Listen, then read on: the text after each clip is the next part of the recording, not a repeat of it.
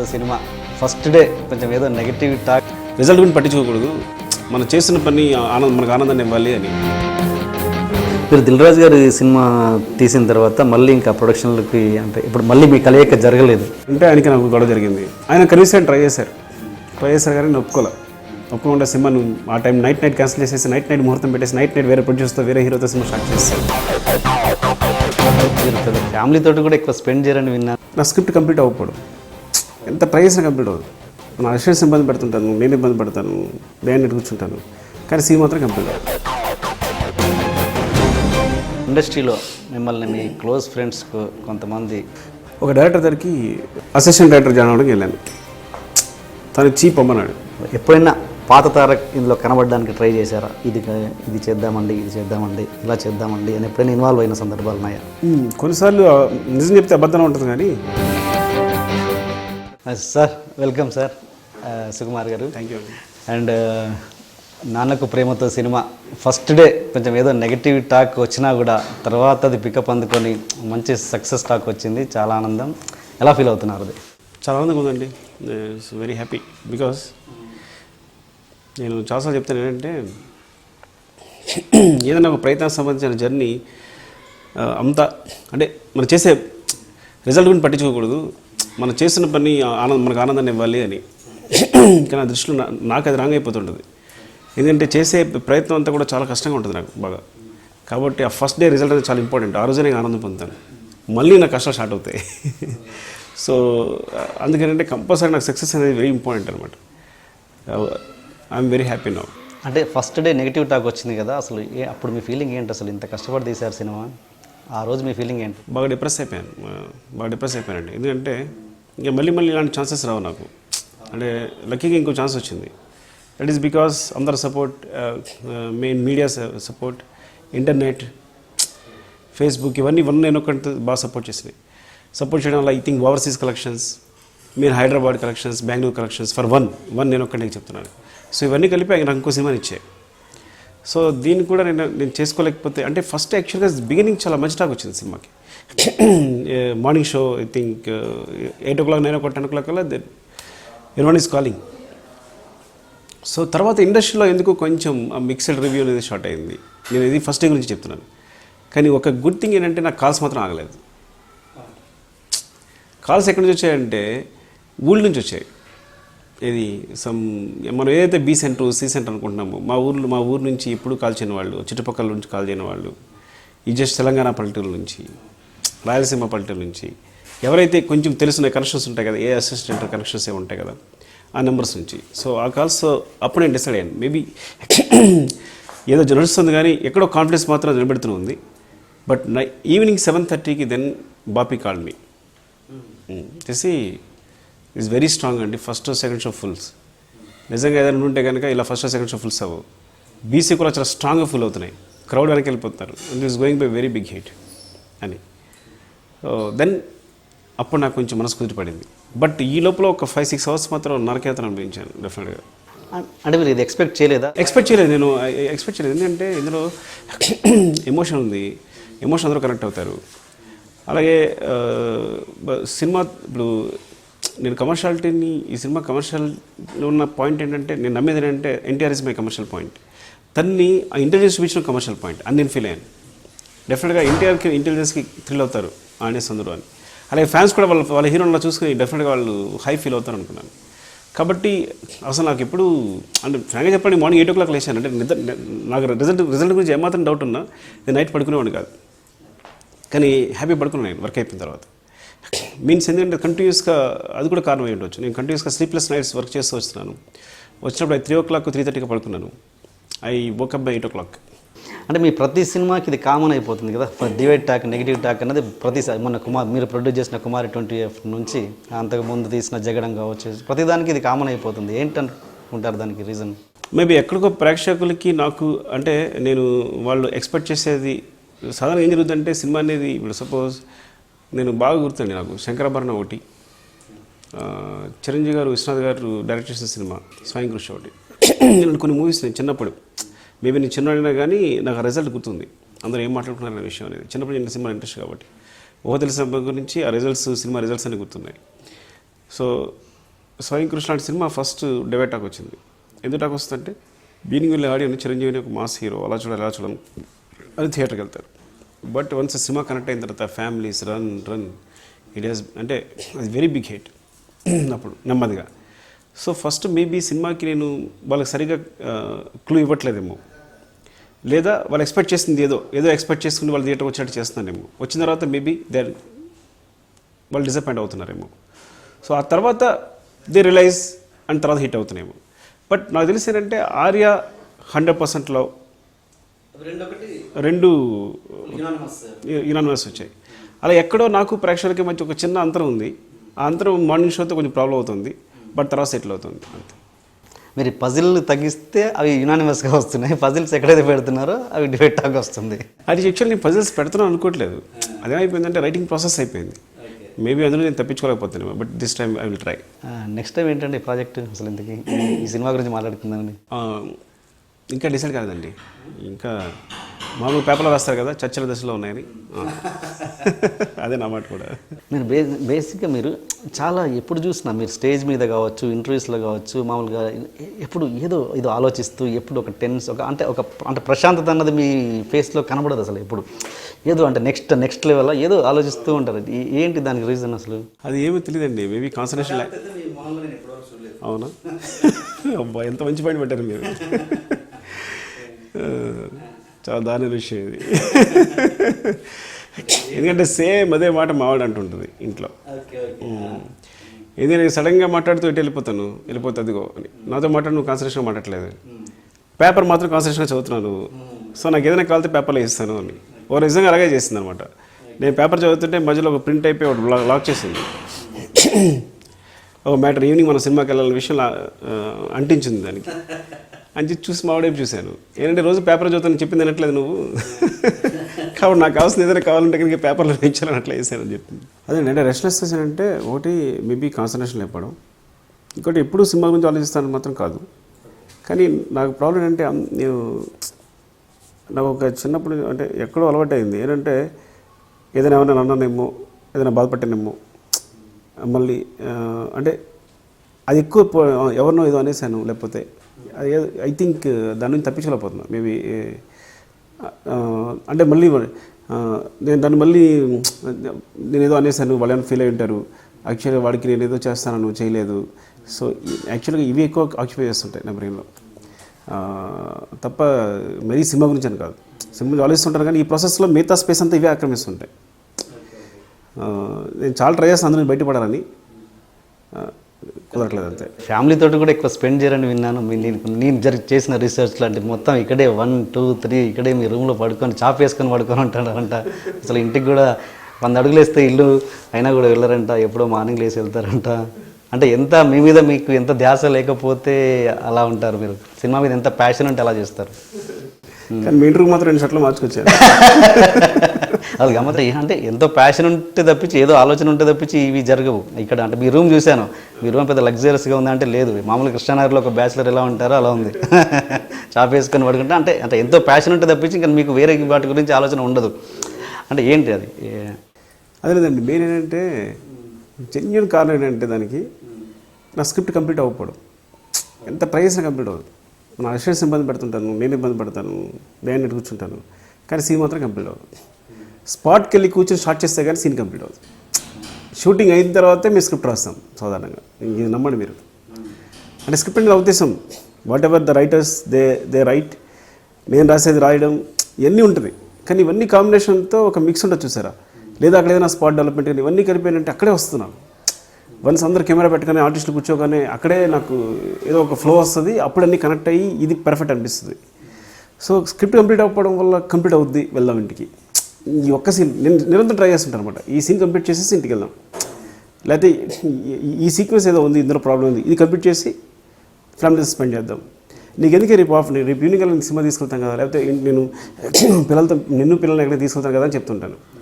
And evening అలా అని ఎంత 2 o'clock మధ్యాహ్నం 12 o'clock అలా అయిపోతుంది అనుకుంటాను. అవ్వదు, 4 అవుద్ది, 5 అవుద్ది. సో తను కాల్ చేస్తుంది, పోస్ట్పోన్ చేస్తాను, అలా పోస్ట్పోన్ చేస్తాను. So that is the only thing అంతే. ఎప్పుడైనా గొడవ పడ్డ సందర్భాలున్నాయా మీరు ఈ విషయంలో? ఉన్నాయి, గొడవ ఉంటాయి కామన్గా. ఇక తను ఉంటుంది మామూలుగా. అంటే ప్రాబ్లం అంటే మావాడితో ప్రాబ్లం ఏంటంటే నైట్ 2 o'clock అని వెయిట్ చేస్తుంటుంది. నైట్ 2 అయినా 3 అయినా వెయిట్ చేస్తుంటుంది, ఏ టైమైనా కాల్ చేస్తుంటుంది. సో అదొక ప్రాబ్లం. నేను వస్తాను పడుకో అయిపోతుంది కదా, ఇంకెంత డిస్కషన్ అయిపోతుంది వస్తాను. సో నేను చెప్పేది అప్పుడు నిజమే, ఇలా నేను వస్తానన్నమాట నిజమే, అంటే నిజంగానే చెప్తాను అన్నమాట నేను. కానీ తర్వాత ప్రాబ్లం అయితే మిస్ అయిపోయి అది వేరేగా మారుతుంది. కానీ మాటిచ్చి కూడా మీరు ఇక్కడే పడుకుంటారంట కదా చాప్ వేసుకొని దాని గురించి అంటే ఏమవుతుందంటే నైట్ ఆ టైంకి వెళ్ళి 4 o'clock వెళ్ళి మళ్ళీ లేపి డిస్టర్బ్ చేస్తే పిల్లలు కదులుతారు, వాళ్ళు ఏడుస్తారు, మళ్ళీ తనతో వాళ్ళతో కూర్చోసి వస్తాను నైట్ అంతా మళ్ళీ. సో తనంతా లేకుండా పోతుంది నేను కూర్చొని. మీరు అందరూ ఎక్కడ చూసినా లెక్కల మాస్టర్ అంటున్నారు. అసలు ఏంటి మీరు ఎక్కడ చేశారు అసలు ప్రేక్షకుల కోసం చెప్పండి. ట్యూషన్ స్టార్ట్ చేశానండి ఫస్ట్ డిగ్రీలో ఉండగా. మాకు మ్యాథమెటిక్స్ టీచర్ లేడు కాలేజీలో, అందుకోసం డిగ్రీ ఫైనల్ ఇయర్లో ఉండగా నేను ట్యూషన్ స్టార్ట్ చేశాను. ఎందుకంటే అక్కడ ఎక్కువ ఆదాయం. బికాజ్ డిగ్రీ ఫైనల్ ఇయర్ ఉండగా నేను నా జూనియర్స్కి, ఇంటర్మీడియట్ స్టూడెంట్స్కి, వీళ్ళందరికీ క్లాసులు చెప్పడం మొదలుపెట్టాను. సో ఇట్స్ లైక్ ఎలా ఉండేదంటే ఫస్ట్ ఎలా స్టార్ట్ అయిందంటే రియల్ అనాలిసిస్ అని ఉంటుంది, real number system degree first ఇయర్లో ఉంటుంది. సో దానికోసం వేరే ప్లేస్కి ఒక 10 kilometers వేరే మాస్టర్ ఉండేవారు, ఆయన దగ్గరికి వెళ్ళి మ్యాథమెటిక్స్ నేర్చుకునేవాళ్ళం. సో కాలేజీలో టీచర్ లేక, కాలేజ్ లెక్చర్ లేక వెళ్ళినప్పుడు ఆయన చెప్పేది అర్థం కాకపోతే మేము డిస్కస్ చేసేవాళ్ళం. మీరు కొంచెం ఎక్స్ప్లెయిన్ చేసేవాడు, నాకు కొంచెం నాకు అర్థమైంది అయితే కొంచెం ఎక్స్ప్లెయిన్ చేసేవాడు స్టూడెంట్స్కి, నా ఫ్రెండ్స్కి. అలా ఎక్స్ప్లెయిన్ చేయడంలో అలా టీచర్ అవ్వడం మొదలుపెట్టాను నేను. సో అదేమైంది అంటే నాకు ఫస్ట్ ఇయర్ సెకండ్ ఇయర్ అర్థమైంది కాబట్టి నేను ఎప్పుడైతే ఫైనల్ వచ్చానో ఈ ఫస్ట్ స్టూడెంట్స్ నా దగ్గరికి వచ్చేవారు, అదే వాళ్ళని ట్యూషన్ టీచింగ్ చేసేసారు. సో ఆ కాన్ఫిడెన్స్ వచ్చి డిగ్రీ అయిపోయాక ట్యూషన్స్ పెట్టాను. ఓకే, అంటే ఓన్లీ ట్యూషన్స్ అంతా తప్పించి మీరు జాబ్ ఏం చేయలేదు? చెప్తాను, అదే ట్యూషన్ పెట్టాను. దానికైతే tetrahedral institute of science studies అని పెట్టాను ఒక ట్యూషన్ సెంటర్ కదా. అందులో నేను మ్యాథమెటిక్స్ ఫీజు చెప్పేవాడిని, నా ఫ్రెండ్ తను ఒక కెమిస్ట్రీ చెప్పేవాడు. అట్లా ఇంకా ట్యూషన్ ఏంటంటే బాగా క్లిక్ అయింది. ఎంత క్లిక్ అయిందంటే నేను మార్నింగ్ 5 లేస్తే నైట్ 11 వరకు క్లాసెస్ ఉండేవి. Is like inter first year mathematics, inter first year physics, inter second year mathematics, inter second year physics, inter first year supplementary mathematics, supplementary physics, second year supplementary mathematics, supplementary physics, inter first year mathematics, first year physics, degree second year mathematics, second year physics, final year mathematics, final year physics ఉండేది. ఫైనల్లో physics ఉందనుకోండి, final year ఉండేది. So మళ్ళీ వాళ్ళు supplementary మళ్ళీ. So it's like ఒక 13-15 classes అనమాట. Morning నేను 5 లేస్తే నైట్ 11 వరకు క్లాసెస్ రన్ అవుతూనే ఉండేవి, జరుగుతుంటాయి. సో నా ఇన్స్టిట్యూట్ ముందు ఎలా ఉండేదంటే మొత్తం సైకిల్ ఉండేవి, ఒక 300-500 సైకిల్స్, అంటే వచ్చే బ్యాచ్, రాబోయే బ్యాచ్, ఉండే బ్యాచ్ మొత్తం అన్నీ కలిపి. సో అలా జరుగుతున్నప్పుడు నాకు కెమిస్ట్రీ చెప్పిన గురుగారు ఉన్నారు, రామ్మోహన్ రెడ్డి గారని. మీరు చూసి ఇప్పుడు కూడా my teacher guide and philosopher Rammohan Reddy గారిని ప్రతి సినిమాకి కార్డ్ వేస్తాను యాక్చువల్లీ.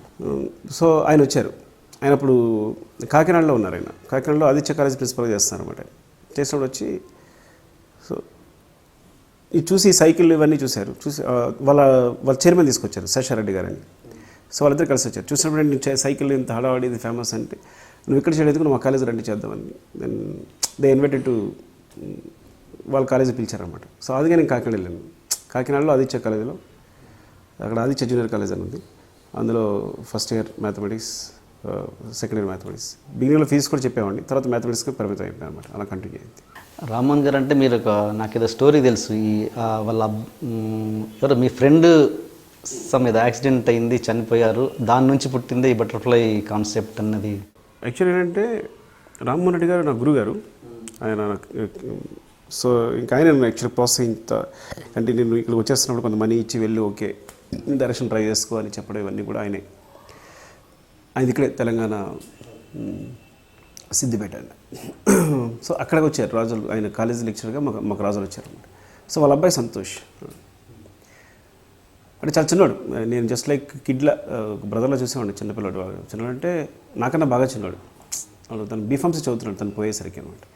అంటే రకరకాల ఛాన్సెస్ ఉండే అనమాట. తను యాక్షన్లో పోయాడు, యాక్షన్లో పోయే టైంకి రకరకాల ఛాన్సెస్ ఉన్నాయి. ఎలా ఛాన్సెస్ ఉన్నాయంటే, తను 3 days ముందే తన దగ్గరికి వెళ్ళాను. నేను వెళ్ళినప్పుడు నాతో వచ్చేస్తాడు, అంకుల్ మీతో వచ్చేస్తానే ఉన్నాడు. సరే వద్దుగా రారని 3 days ఆగిరా అన్నాను నేను. ఇలా యాక్చువల్గా తన రోజు కాలేజీకి వెళ్ళకూడదు, వాళ్ళ ఫాదర్ ఏంటంటే కాలేజీకి వెళ్ళొద్దు అన్నారు. సరే ఆగిపోయి కూడా చివరిలో లేదు డాడీ వెళ్తానని చెప్పి బయలుదేరాడు. అలాగే వాళ్ళ ఫ్రెండ్ ఉన్నాడు, చెన్నైలో పనిచేసేవాడు, చెన్నైలో చదివేవాడు ఫ్రెండ్. చెన్నైలో చదివిన ఫ్రెండ్ తన బిలినీర్ కొడుకు. యాక్చువల్గా తను ఫ్లైట్లో రావచ్చు, ఫ్లైట్ టికెట్స్ ఏం దొరకకపోతే ట్రైన్లో జనరల్ వచ్చేసాడు.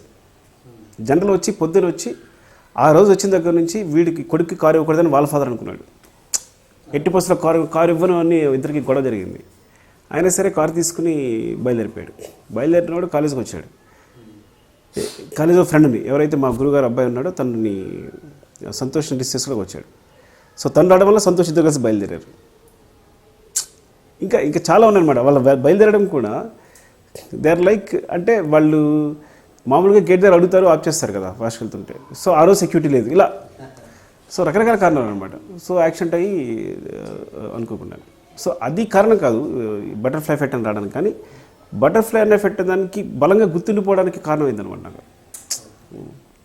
అంటే ఇలా జరగడం వల్ల, ఎక్కడేదో ఇన్సిడెంట్ ఇలా జరగడం వల్ల అది రకరకాలుగా ప్రభావితం చెంది ఇంకో చోట ఇంకో ఇన్సిడెంట్ ఏదో చెందుతూ ఉంటుంది అనేది. సో ఎవ్రీథింగ్ ఈజ్ కనెక్టెడ్ అనే దానికి at the same time butterfly ఎఫెక్ట్కి చిన్న రూట్ కనుక్కొని ఇవి మేనేజ్ అనమాట. ఈ బటర్ఫ్లై దాంట్లో డైలాగ్ ఏంటి, పిట్టలు బటర్ఫ్లై తింటాయా అన్నది కూడా మీ పాప డైలాగే అని, అది మీ పాప నుంచి కాపీ కట్టారా?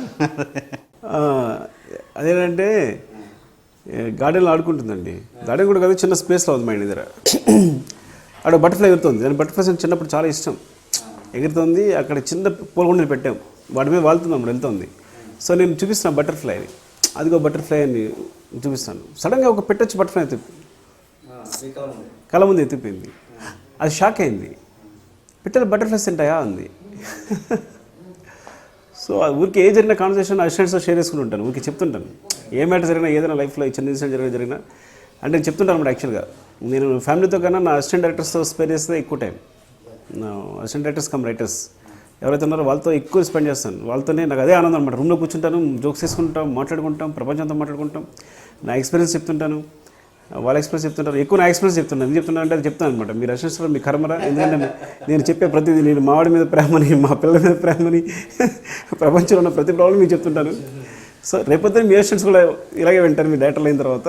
సో ఇప్పుడు నా అసిస్టెంట్స్ కూడా మీరు వెనక తప్పదు అని చెప్తుంటాను. సో అది చెప్తే లైక్ సార్ ఇదే చాలా బాగుంది సార్, విల్ యూజ్ దిస్, చాలా బాగుంటుంది అని. ఇలా మీ ఆ బటర్ఫ్లై కాన్సెప్ట్ మీద సినిమా అంతా రన్ అవుతుంది. రన్ అప్పుడు ఇది బాగుంటుందని they suggested and we used it అనమాట. అక్కడ లెక్కల మాస్టర్ దగ్గర టాపిక్ కట్ అయిపోయింది. అసలు అంత బిజీగా ఉన్న మీరు, అంత నాలెడ్జ్, అంత ఎడ్యుకేషన్ ఉన్న మీరు, సినిమా మీద ఎలా పడింది మనసు అసలు? చిన్నప్పటి నుంచి రాయాలని కోరుకుండేదండి బాగా. నేను కవితలు రాసేవాడిని బాగా. చిన్నప్పుడు పోయిటరీ పిచ్చి, కవితలు బాగా చదివేవాడిని. తెలుగులో ఉన్న మంచి మంచి కవుల పుస్తకాలందరూ చదివేవాడిని. చిన్నప్పుడు ఏంటంటే మీకు చిన్నప్పుడు పెద్ద వంశీ గారి సినిమాలు జరుగుతుండేవి మా స్కూల్ ఎదురుగుండా. కనక మహాలక్ష్మి రికార్డింగ్ డాన్స్ ట్రూప్ అనేది కరెక్ట్గా మా స్కూల్ ఎదురుగుండా హౌస్ అనమాట. సో ఒక డైరెక్టర్ హడావడి అరవడం ఆయన ఇదంతా చూసి థింక్. సో అప్పుడే కొంచెం ఫస్ట్ టైం ప్యాషన్ అనేది క్రియేట్ అయింది. సో అక్కడి నుంచి డైరెక్టర్ అవుతానే ఉంది. పోయిమ్స్ రాసినా, కవితలు రాసినా, కథలు రాసినా, ఏం రాస్తున్నా కానీ ఒక పది సినిమా గురించి ట్రావెల్ అవుతూనే ఉందన్నమాట. సో నేనంటే బాగా డబ్బు సంపాదించుకోవాలి, కొంత మనీ సంపాదించుకుని హైదరాబాద్ వెళ్ళిపోవాలి. హైదరాబాద్ మనకేం దొరకపోవచ్చు, ఫుడ్ దొరకపోవచ్చు, ఇదంతా పెట్టుకుని డైరెక్షన్ ట్రై చేయాలి, నేను అసిస్టెంట్ డైరెక్టర్గా ట్రై చేయాలి, అది నా ఏం. కానీ ఎప్పుడైతే నాకు ట్యూషన్స్లో ఆదాయం ఎక్కువైపోయింది, అలా వేరే కాలేజీలు పిలిచారు, చెప్పాను ఆదిత్య కాలేజీకి వెళ్ళాను, అక్కడ ఇన్కమ్ ఎక్కువైపోయింది, చాలా పెద్ద ఇన్కమ్ అనమాట. ఆ రోజుల్లోనే ఇట్స్ వెరీ గుడ్ నాకు, అంటే చాలా పెద్ద శాలరీ వచ్చేది. So very comfortable. సో అలా కంఫర్టబుల్ ఉన్నప్పుడు చాలా కంఫర్టబుల్ అయిపోతున్నాను. ఇలా అయిపోతే డెఫినెట్గా ఇంక డైరెక్టర్ కాలేను అని నెమ్మదిగా భయం స్టార్ట్ అయింది. నేను అనుకున్న గోల్ రీచ్ కావాలని భయం స్టార్ట్ అయ్యి ఒక వన్ డే యాక్చువల్లీ నేను బాగా సంపాదిస్తుంటే అంతవరకు మా నాన్నగారు ఆయనే మా అందరికీ బిజినెస్ చేయడం, సో ప్రతిదీ ఆయనే చూసుకుంటాడు, మమ్మల్ని ఏ పని చేయనివాడు ఆయన మొత్తం. సో నేనంటే మా నాన్న పట్టుబట్టి ఇగో నీకు ఇంత శాలరీ వస్తుంది, నేను ఎంత సంపాదిస్తున్నాను, ఎంత కష్టపడితే మంత్రి ఇంత సంపాదిస్తాను, కానీ ఎంత వస్తుంది నాకు అని అనిపించేసాను నేను. ఆయన బియ్యం వ్యాపారం చేసేవారు. సో డైలీ ఒక 50-60 కిలోమీటర్స్ సైకిల్ దొక్కేవారు. ఆయన ఇంత కష్టపడుతున్నాను వద్దు అని అనిపించేశాను. సో అది ఎంత తప్ప తర్వాత అర్థమైంది నాకు. ఇది గుర్తు చేయండి, తర్వాత మాట్లాడుకున్నాను.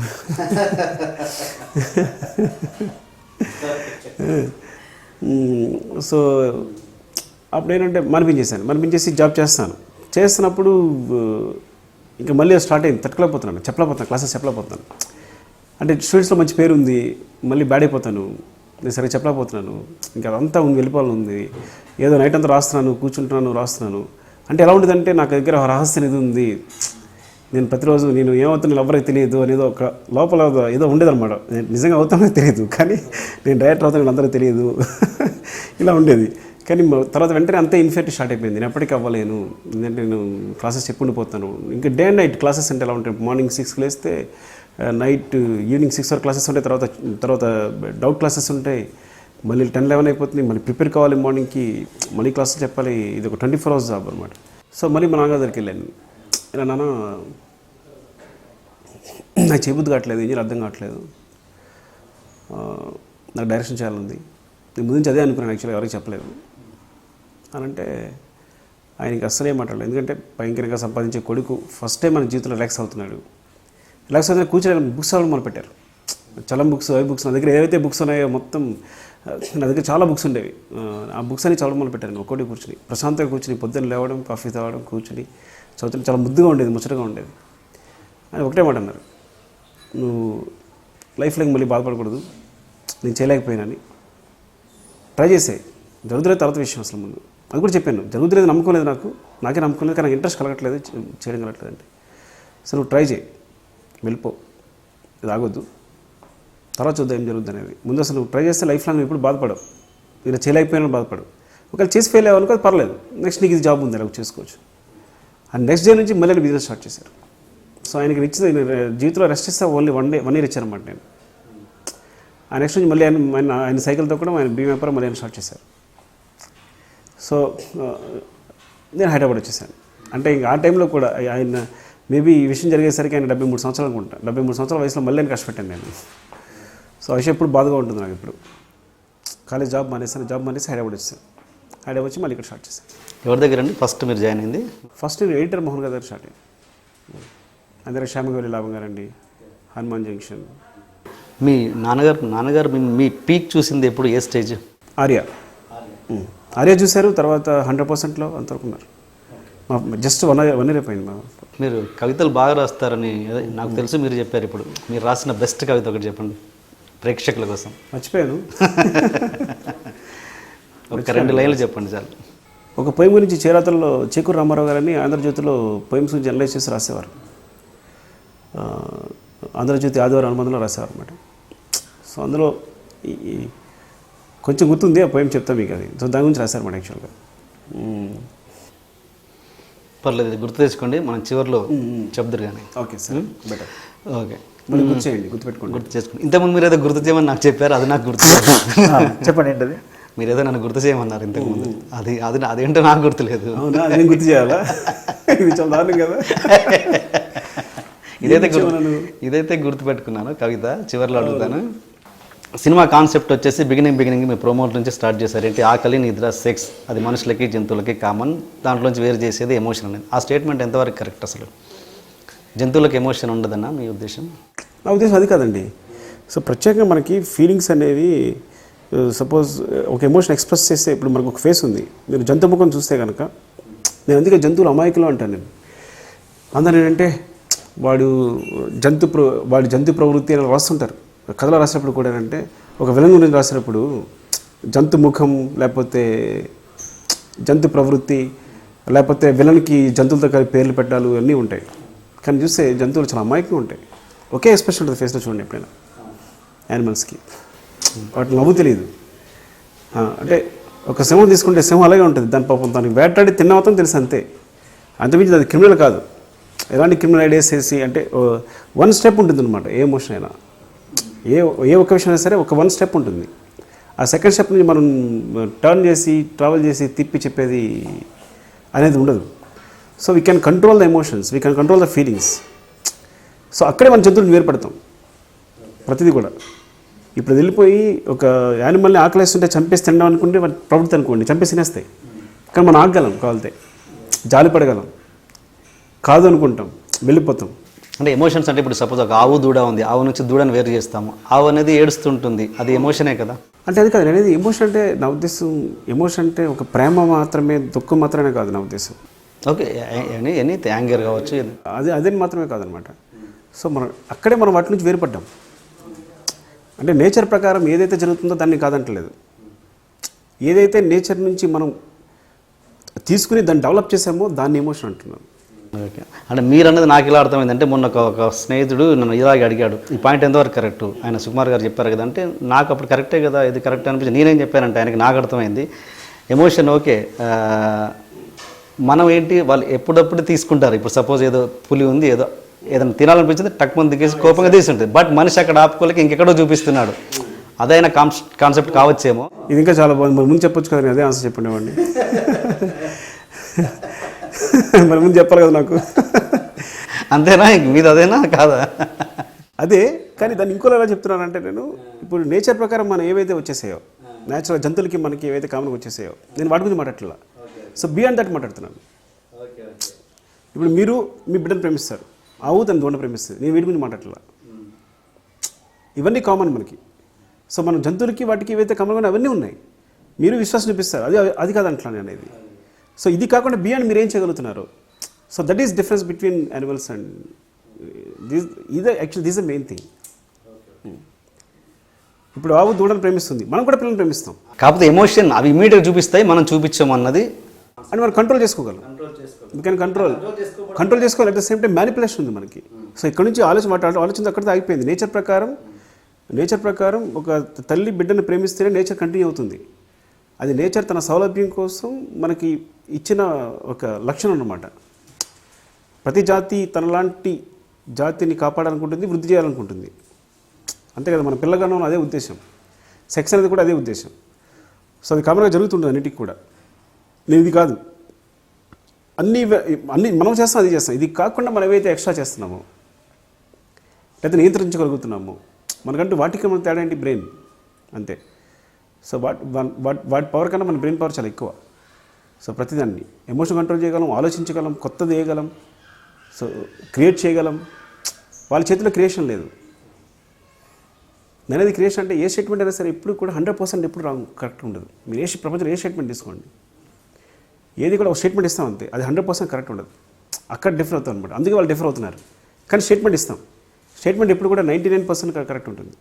ఇప్పుడు ఇంతకే నేను ఒకటి చెప్పాను. ఇప్పుడు అందుకే నేను ఎప్పుడు స్టేట్మెంట్స్ ఇవ్వడానికి ట్రై చేయను, మన సినిమా కాబట్టి. కానీ ఇప్పుడు ఇందాక వచ్చి చెప్పానంటే మన క్రియేషన్ ఉండదు, మన క్రియేషన్ ఉంటుంది, వాటిలో ఉండదు ఉన్నాను. వెంటనే ఎక్కడో వచ్చే ఎగ్జాంపుల్ అయినా దాన్ని ఖండిస్తుంది. పక్షులు గూళ్ళు కట్టుకుంటాయి అని స్టార్ట్ అవుతుంది. నేనేంటంటే మోస్ట్ కామన్గా ఉండే 99% తీసుకుని మాట్లాడతాను అన్నమాట. ఎప్పుడు మనం మాట్లాడినా కూడా 1% మనం క్యాల్కులేట్ చేయకుండా అందరూ ఆ తెలంగాణలో అందరూ మంచోళ్ళు రా అంటే అందరూ మంచోళ్ళ ఉద్దేశం కాదు, మ్యాక్సిమం నేచర్ అలా ఉంటుంది అనమాట. సో ఏ స్టేట్మెంట్ అయినా అక్కడే వస్తుంది అనమాట. కాబట్టి ఆ విధంగా తీసుకుంటే ఆ స్టేట్మెంట్ కరెక్ట్. మీరు ఇఫ్ యూ గో 100%, మళ్ళీ నేను ఎంత ఎక్స్ప్లెనేషన్ ఇచ్చినా అది రాంగ్ అయిపోద్ది. సినిమా చూసిన ప్రతి వాళ్ళు, మీ సినిమాలు చూసిన ప్రతిసారి ఇండస్ట్రీలో, ముఖ్యంగా బయట కంటే ఇండస్ట్రీలో ఈయన ప్రతిసారి తన ఇంటెలెక్చువల్, తన ఇంటెలిజెన్స్ని, తన మేధావితనాన్ని జనాల మీద రుద్దడానికి ట్రై చేస్తుంటాడు. ఇది ప్రతి దాంట్లో ఇది జరుగుతుంది అనేది రెగ్యులర్గా వస్తుంది ఈ మధ్య కామెంట్. దానికి మీ సమాధానం ఏంటి? అంటే ఒకటండి, అది ఎందుకు వస్తుంది అంటే నేను సరిగా అర్థమయ్యేటట్టు చెప్పకపోవడం వల్ల అంతే. కొన్నిసార్లు చెప్పలేకపోతున్నాను. అంటే వన్కి జరిగింది ఏంటంటే, నేను ఎప్పటికీ ఇట్స్ మై ఫెయిల్యూర్లో ఫీల్ అవుతాను. నేను ఆడియన్స్ ఎప్పుడు తప్పు కాదు. నాకు ఎగ్జాంపుల్, నాకు నా ఆర్యాలో నేను డైలాగ్స్ ఉన్నాయి, తెగ భయపడిపోతున్నాను. నీకు అర్థమవుతాను, అందరితో పోరాడాను, అర్థమవుతా లేదని. ఎలా అంటే చుట్టుపక్కల అన్నీ పగలగొడుతున్నాడు హీరో. ఆర్యాలో ఒక ఫైట్ ఉంది, అక్కడ అందరికీ నాకు కాన్ఫ్లిక్ట్ ఏంటంటే, డిస్కషన్ ఏంటంటే, అక్కడ మంచి ఫైట్కి ఆస్కారం దొరికింది హీరోకి, హీరోయిజం చూపించడానికి. అందరిని కొట్టేసి ఇరగదీసేయాలి హీరో అనేది అందరు వాదన. సో నేను ఒక్కడిని, నా వాదన ఏంటంటే, తన పవర్ని జస్ట్ ఇలా కొడతారని చూపిస్తే చాలు, మిత్రులు అర్థం అవుద్ది, దాన్ని డైరెక్ట్గా కొట్టి చూపించట్లేదు, ఇది కొత్త విషయం అవుతుంది అని నా వాదన. దీనికి సెట్కి వెళ్ళే వరకు కూడా ఈ డిస్కషన్ జరుగుతూనే ఉంది, పెద్ద పెద్ద గొడవలు అయిపోతున్నాయి. కానీ నేను పట్టుపట్టి అక్కడ బట్టి నేను సరే షూట్ చేశాను, అందరితో పోరాడి షూట్ చేశాను. కానీ భయం ఉంది లోపల, అవుద్దు లేదు అని. సో తర్వాత అదే స్క్రీన్ మీద వచ్చేసరికి ఎక్కడ పాలకొల్ లాంటి సి క్లాస్ సెంటర్లో దానికి అందరు క్లాస్ కొట్టారు. అది ఇంకో డైలాగ్ ఉంది, అమ్మని కాక్రోచ్ అంటాడు హీరో, అమ్మ భయపడి పడేస్తుంది బుక్స్ అన్ని. పడేస్తుంటే అని చూసారా, లేని కాక్రోచ్నే ఉన్నట్టు ఫీల్ అయ్యారు, ఉన్న ప్రేమ లేదు కానీ లేనట్టు ఫీల్ అవుతారు అని. ఇలా అంటే ఇది అర్థం అవుతా లేదా అని, కానీ దాన్ని కూడా క్లాస్ కొట్టారు. సో నేను అంటే అక్కడ నేను కరెక్ట్గా కన్వే చేయగలిగాను, అమ్మాయి రియాక్షనో లేకపోతే హీరో ఫిలాసఫీని ముందు ఇంజెక్ట్ చేసి. మేబీ నేను అనేది ఏంటంటే ప్రేక్షకులు ఎదగాలి లేకపోతే ఎదగాలి అని అలా స్టేట్మెంట్ ఇచ్చేలేను. మీరు ఒకసారి ఎక్కడో ఇచ్చారంట ఒక ఇంటర్వ్యూలో, ప్రేక్షకులు నా సినిమా స్థాయికి ఎదగలేదు, ఇంకా ఎదిగితే వస్తుందని. ఇచ్చేస్తుంటే నేను ప్రేక్షకులు నా స్థాయికి ఎదలేరని అప్పుడు స్టేట్మెంట్ ఇచ్చుంటే, ప్రేక్షకులు తప్పు కాదు యాక్చువల్గా, నేను ఇంకా ఎదలేని స్టేట్మెంట్ ఇప్పుడు చెప్తున్నంత మెచ్యూరిటీ నాకు వచ్చింది. ఇప్పుడైతే ఆ స్థాయికి నేను ఎదిగాను. ఇచ్చారా ఇంతకు ఆ స్టేట్మెంట్ మీరు? ఏమో గుర్తులేదు నాకు. ఏమో ఇచ్చుంటాం, కోపం వచ్చేస్తుంటుంది కదా, ఇంత కష్టపడ్డాం ఎందుకు అని చెప్పి. ఎవరొకరు ఇప్పుడు మనం ఏం చేస్తాం, ఏదో పని చేయడం మొదలెడతాం, అది సక్సెస్ కాలేదు, అందులో ఏం చేస్తాం, వాడు తప్పు, వాడు టైంగా తీసుకురాలేదు, వీడి తప్పు యాక్చువల్గా, వీడు రోజు అలా అన్నాడు, లేకపోతే అని అందరూ ఏం చేస్తుంటాం మళ్ళీ పక్కన పెట్టేసి. సో అది కామన్. మేబీ నేను మనిషినే కాబట్టి అలా ఎందుకు చేస్తుంటాను, నాకు గుర్తులేదు యాక్చువల్గా. మీ ఆ స్టేట్మెంట్ మీద మా ఒక స్నేహితుడు పంచి కూడా వేశాడు, ఏంటి ఎదగాలి అంటే, అవును సుకుమార్ గారు 2 సంవత్సరాలు చేస్తారు కదా, ఈ లోపు ఇలాగే ఎదుగుతాం కదా మనం. ఇది చాలా బాగుంది, థ్యాంక్స్ చెప్పండి. అందుకనే మీ సినిమా హిట్ అయింది. సో ఆయన కూడా సినిమా సక్సెస్ అయిందని చెప్పి బాగుందని చెప్పి ఉండాలి మీకు అయితే ఫోన్ చేసి. ఇది నానక దేని గురించి మాట్లాడుతున్నారు, మీ పాత ఇది తొందర తీశారు కదా మీరు. ఇంకా మీలో ఉన్న మంచి పాయింట్ ఏంటంటే, ప్రతి సీన్కి మీరు అసలు ఒక 10-20 వర్షన్స్ రాసుకుంటారంట అసలు ప్రతి సీన్కి. మరి అన్ని వర్షన్ రాసుకొని మళ్ళీ షూటింగ్ టైంలో అరే ఆ మొదటి వర్షన్ తీసుకురా, దాంట్లో ఈ డైలాగ్ అని నోట్తో సహా చెప్పేస్తారంట. మరి ఇంత క్లారిటీ ఉన్నోళ్ళు మరి ఎందుకు జనాలను కన్ఫ్యూజ్ చేస్తున్నారు? ఇప్పుడు ఈరోజు ఈ సినిమా సక్సెస్ అయింది, ఇట్స్ లైక్ దీన్ని నేను ఎదురంటే ఫీల్ అవుతున్నా. ఎదురు అంటే అర్థమయ్యేటట్టు చెప్పడము, లేకపోతే నాలో అయితే లోపాలు ఏమున్నాయో మీ లోపాలు కవర్ చేసుకోవడము. అది మేబీ ఇది ఫ్లాప్ అయితే ప్రేక్షకులు నేను చూస్తుండేవాడేమో. ఇదే సినిమా ఆడకపోతే ఏంటంటే మీ తప్పు అని అంటే, ఇప్పుడు ఆనందంలో ఉన్నాను కాబట్టి అన్ని పాజిటివ్ చెప్తున్నాను. సరే అలాగని కాదులేండి, ఇట్స్ లైక్ నేను ఫస్ట్ చెప్పిన స్టేట్మెంట్కి కట్టుబడి ఉంటాను, ఈ సెకండ్ స్టేట్మెంట్ రాను. ఓకే. ఇండస్ట్రీలో క్లోజ్ ఫ్రెండ్స్ ఎవరు మీకు? చాలా క్లోజ్ ఫ్రెండ్స్ మీకు, అది డైరెక్టర్ కావచ్చు, ఇంకా ఇండస్ట్రీలో మీకు చాలా ఆత్మీయమైన వ్యక్తి? డెఫినెట్గా రత్నవేలు, దేవిశ్రీ ప్రసాద్. రత్నవేలు, దేవిశ్రీ ప్రసాద్. సో నేను అప్పుడప్పుడు కలిసా, కానీ తర్వాత బన్నీ వాసు, ఇట్స్ లైక్ అని హీరోస్ అని తీయట్లేదు, బికాస్ వాళ్ళతో ఫ్రెండ్షిప్ అనేది ఎప్పుడు ఉంటుంది. Bunny is my close friend since Arya, దాన్ని సెపరేట్గా చెప్పట్లేదు నేను. అది ఇద్దరం లైక్ బాక్స్ అనమాట, ఇంకా అందరూ బాక్స్ కట్టేసి చెప్పేస్తుంది. బికాజ్ ఆర్య నుంచి కూడా నేనే ప్రాబ్లం ఉన్నా తనకు చెప్తూ ఉంటాను, లేదా తను ఏదన్నా సరే నాతో షేర్ చేసుకుని ఉంటాడు. We are like very close Bunny and నేను. So next Devi Ratnavelu. అంటే దేవి రత్నవేలు అంటే మేము కంటిన్యూస్ కలుస్తూనే ఉంటాం, మాట్లాడుతూనే ఉంటాం. సో ఒక్కరి శ్రేయస్సుని కూడా కోరుకోవడం, ఎవరైనా చూస్తుంటే ఏమైనా లోపాలు ఉంటే పంచుకోవడం, షేర్ చేసుకోవడం, నన్ను ఉంటే డైరెక్ట్గా చెప్పడం, అంటే ఇదొక ఎమోషనల్ జర్నీ అనమాట. నేను దేవిశ్రీ ప్రసాద్ రత్నవేలు గారు వాళ్ళతో ఇదొక ఎమోషనల్ జర్నీ. ఈ సినిమాకు ఆయన ఉంటే ఇంకా బాగా ఉండేదని ఎప్పుడు అని ఫీల్ అయ్యారా రత్నవేలు గారు? అంటే ఇప్పుడు చెప్పడం కరెక్ట్ కాదు, ఎందుకంటే ఇప్పుడు డెఫినెట్గా రత్నవేలు గారు ఈజ్ మై ఫేవరెట్ సినిమాటోగ్రాఫర్, అది ఎప్పటికీ. ఎందుకంటే నేను చెప్పేది ఈజీగానే కమ్యూనికేట్ అయిపోతుంది, ఇంకా దాన్ని ఇంప్రూవ్ అంటే నేను పెద్దగా ఎక్స్ప్లెయిన్ చేయాల్సిన అవసరం ఉండదు. అంటే కొన్నిసార్లు ఏమవుతుందంటే ఒక విషయం చెప్పడానికి ఆ ఫ్రీక్వెన్సీ మ్యాచ్ లేకపోతే చెప్పడానికి చాలా ఎక్స్ప్లెయిన్ చేసి వస్తుంది, అది ఇది ఎక్స్ప్లెయిన్ చేస్తుంది. అలా కాదు బ్రదర్, యాక్చువల్గా ఇది ఇప్పుడు అని అంటే అయిపోతుంది, ఓకే సుకు, ఓకే ఐ కెన్ అని. సో నా జాబ్ ఈజీ అయిపోతుంది అనమాట. కానీ ఈ సినిమా పట్ల రత్నవేలు గారు ఉంటే బెటర్ అయ్యేది అని చెప్పలేను. ఎందుకు చెప్పలేను అంటే, బికాజ్ ఈ సినిమా రత్నవేలు గారు చేస్తే ఎలా ఉంటుందో నాకు ఇంకా తెలియదు కాబట్టి. నాకు కేవలం విజయ్ చక్రవర్తి చేసిన వెర్షన్, నేను ఏదనుకున్నాను output he is very good actually, చాలా బాగా ఇచ్చాడు దీన్ని. సో చాలా కష్టపడ్డాడు, ఎప్పటికప్పుడు నన్ను నా థాట్ ప్రాసెస్ని అర్థం చేసుకుంటూ మ్యాచ్ అని ట్రై చేశాడు. మీరు చూస్తే ఇట్స్ వెరీ గుడ్ విజువల్స్, కథ పర్ఫెక్ట్గా నరేట్ అయింది స్క్రీన్ పైన. అంటే అతను లేకపోవడం వల్ల క్లాష్ రావడం వల్ల పెట్టుకున్నారా? అవును, రత్న గారు క్లాష్ రావడం వల్లే తను పెట్టుకోవాల్సి వచ్చింది. But definitely I can't tell, నేను రత్నవేలు గారు ఈ సినిమా ఎలా చేస్తుందో నాకు ఇంకా తెలియదు కాబట్టి. So this is the best output for me. Friendship విషయానికి వస్తే సార్, ఇండస్ట్రీలో మిమ్మల్ని మీ క్లోజ్ ఫ్రెండ్స్కు కొంతమంది చీట్ చేశారని, చీట్ మీన్స్ అంటే అది ఫిజికల్ అవ్వచ్చు, ఫినాన్షియల్ అవ్వచ్చు, ఏదో ప్రొఫెషనల్ అవ్వచ్చు, అది ఎప్పుడు మోసం చేశారని మీరు ఎప్పుడు మీ క్లోజ్ ఫ్రెండ్స్తో ఫీల్ అవుతూ ఉంటారని మీ వాళ్ళే నాకు కొంతమంది చెప్పారు. అంటే మీకు అది ఎంతవరకు నిజం? ఎవరైతే ఈ క్వశ్చన్ చెప్పారో వాళ్ళకి కూడా ఆన్సర్ కూడా తర్వాత చెప్పాను నేను. సో ఇదే ఆన్సర్ చెప్పాను, అదే ఆన్సర్ ఇప్పుడు మీకు చెప్తాను. నేను ఒకసారి ఒక డైరెక్టర్ దగ్గరికి అసిస్టెంట్ డైరెక్టర్ జాయిన్ అవ్వడానికి వెళ్ళాను. తను చీప్ అమ్మన్నాడు, కోపం వచ్చింది. బికాజ్ నేను లెక్చర్ చేశాను.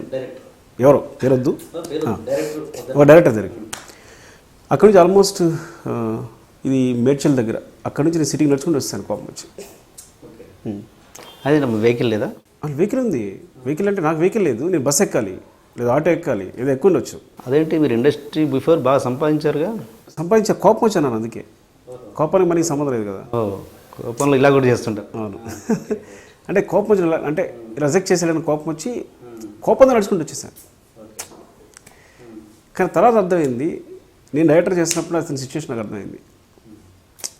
మేము ఎందుకు చేస్తుంటాడు, తను ఏ టెన్షన్ ఉంటాడు, ఎంత ప్రెజర్ ఉంటాడు, చుట్టూ ఆర్టిస్టులు ఉన్నారు. ఆ సీన్లో ఏ డైలాగ్ ఏదో, ఏ మోడ్యులేషన్ ఏదో, ఏ యాంగిల్లో ఎటు పెట్టాలో, ఏ షర్ట్ నచ్చుండదు, రకరకాలు ఉంటాయి ప్రాబ్లమ్స్ అన్నీ కూడా. సో తర్వాత నేను డైరెక్టర్ అయిన తర్వాత నీకు నచ్చినట్టు ఎవరైనా వస్తే నీకు అనేసి నేను రిలైజ్ అవుతున్నాను అనమాట. అని నేను ఇప్పటికీ ఎవరైనా వస్తే కనుక మంచిగా మాట్లాడి పంపిస్తాను, అదే గుర్తుండి. కానీ పంపించినప్పుడు కూడా నేను అతను అర్థం చేసుకోగలను. నిజంగా కోపం వచ్చి నేను కోపాన్ని అంచుకుని నా ఎమోషన్ తీర్చుకోకుండా వాళ్ళు మంచిగా మాట్లాడి పంపిస్తాను, అంతే. వాళ్ళు బాధపడకూడదని.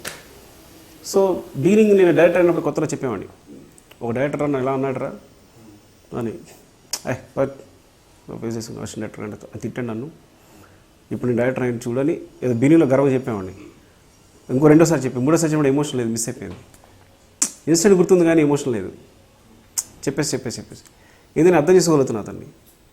పాపం ఏ సిచ్యువేషన్లో ఉండి, నేను ఏ సిచ్యువేషన్లో వెళ్ళి అడిగాను తన్ని, ఎంత బిజీలో ఉంటాడు అడుగుంటాను, ఎప్పుడు తిట్టుంటాడు, ఎంత కన్ఫ్యూజన్ ఉంటాడు డైరెక్టర్ అనేవాడు సెటిల్ ఉంటాడు, నాకు అర్థమైంది.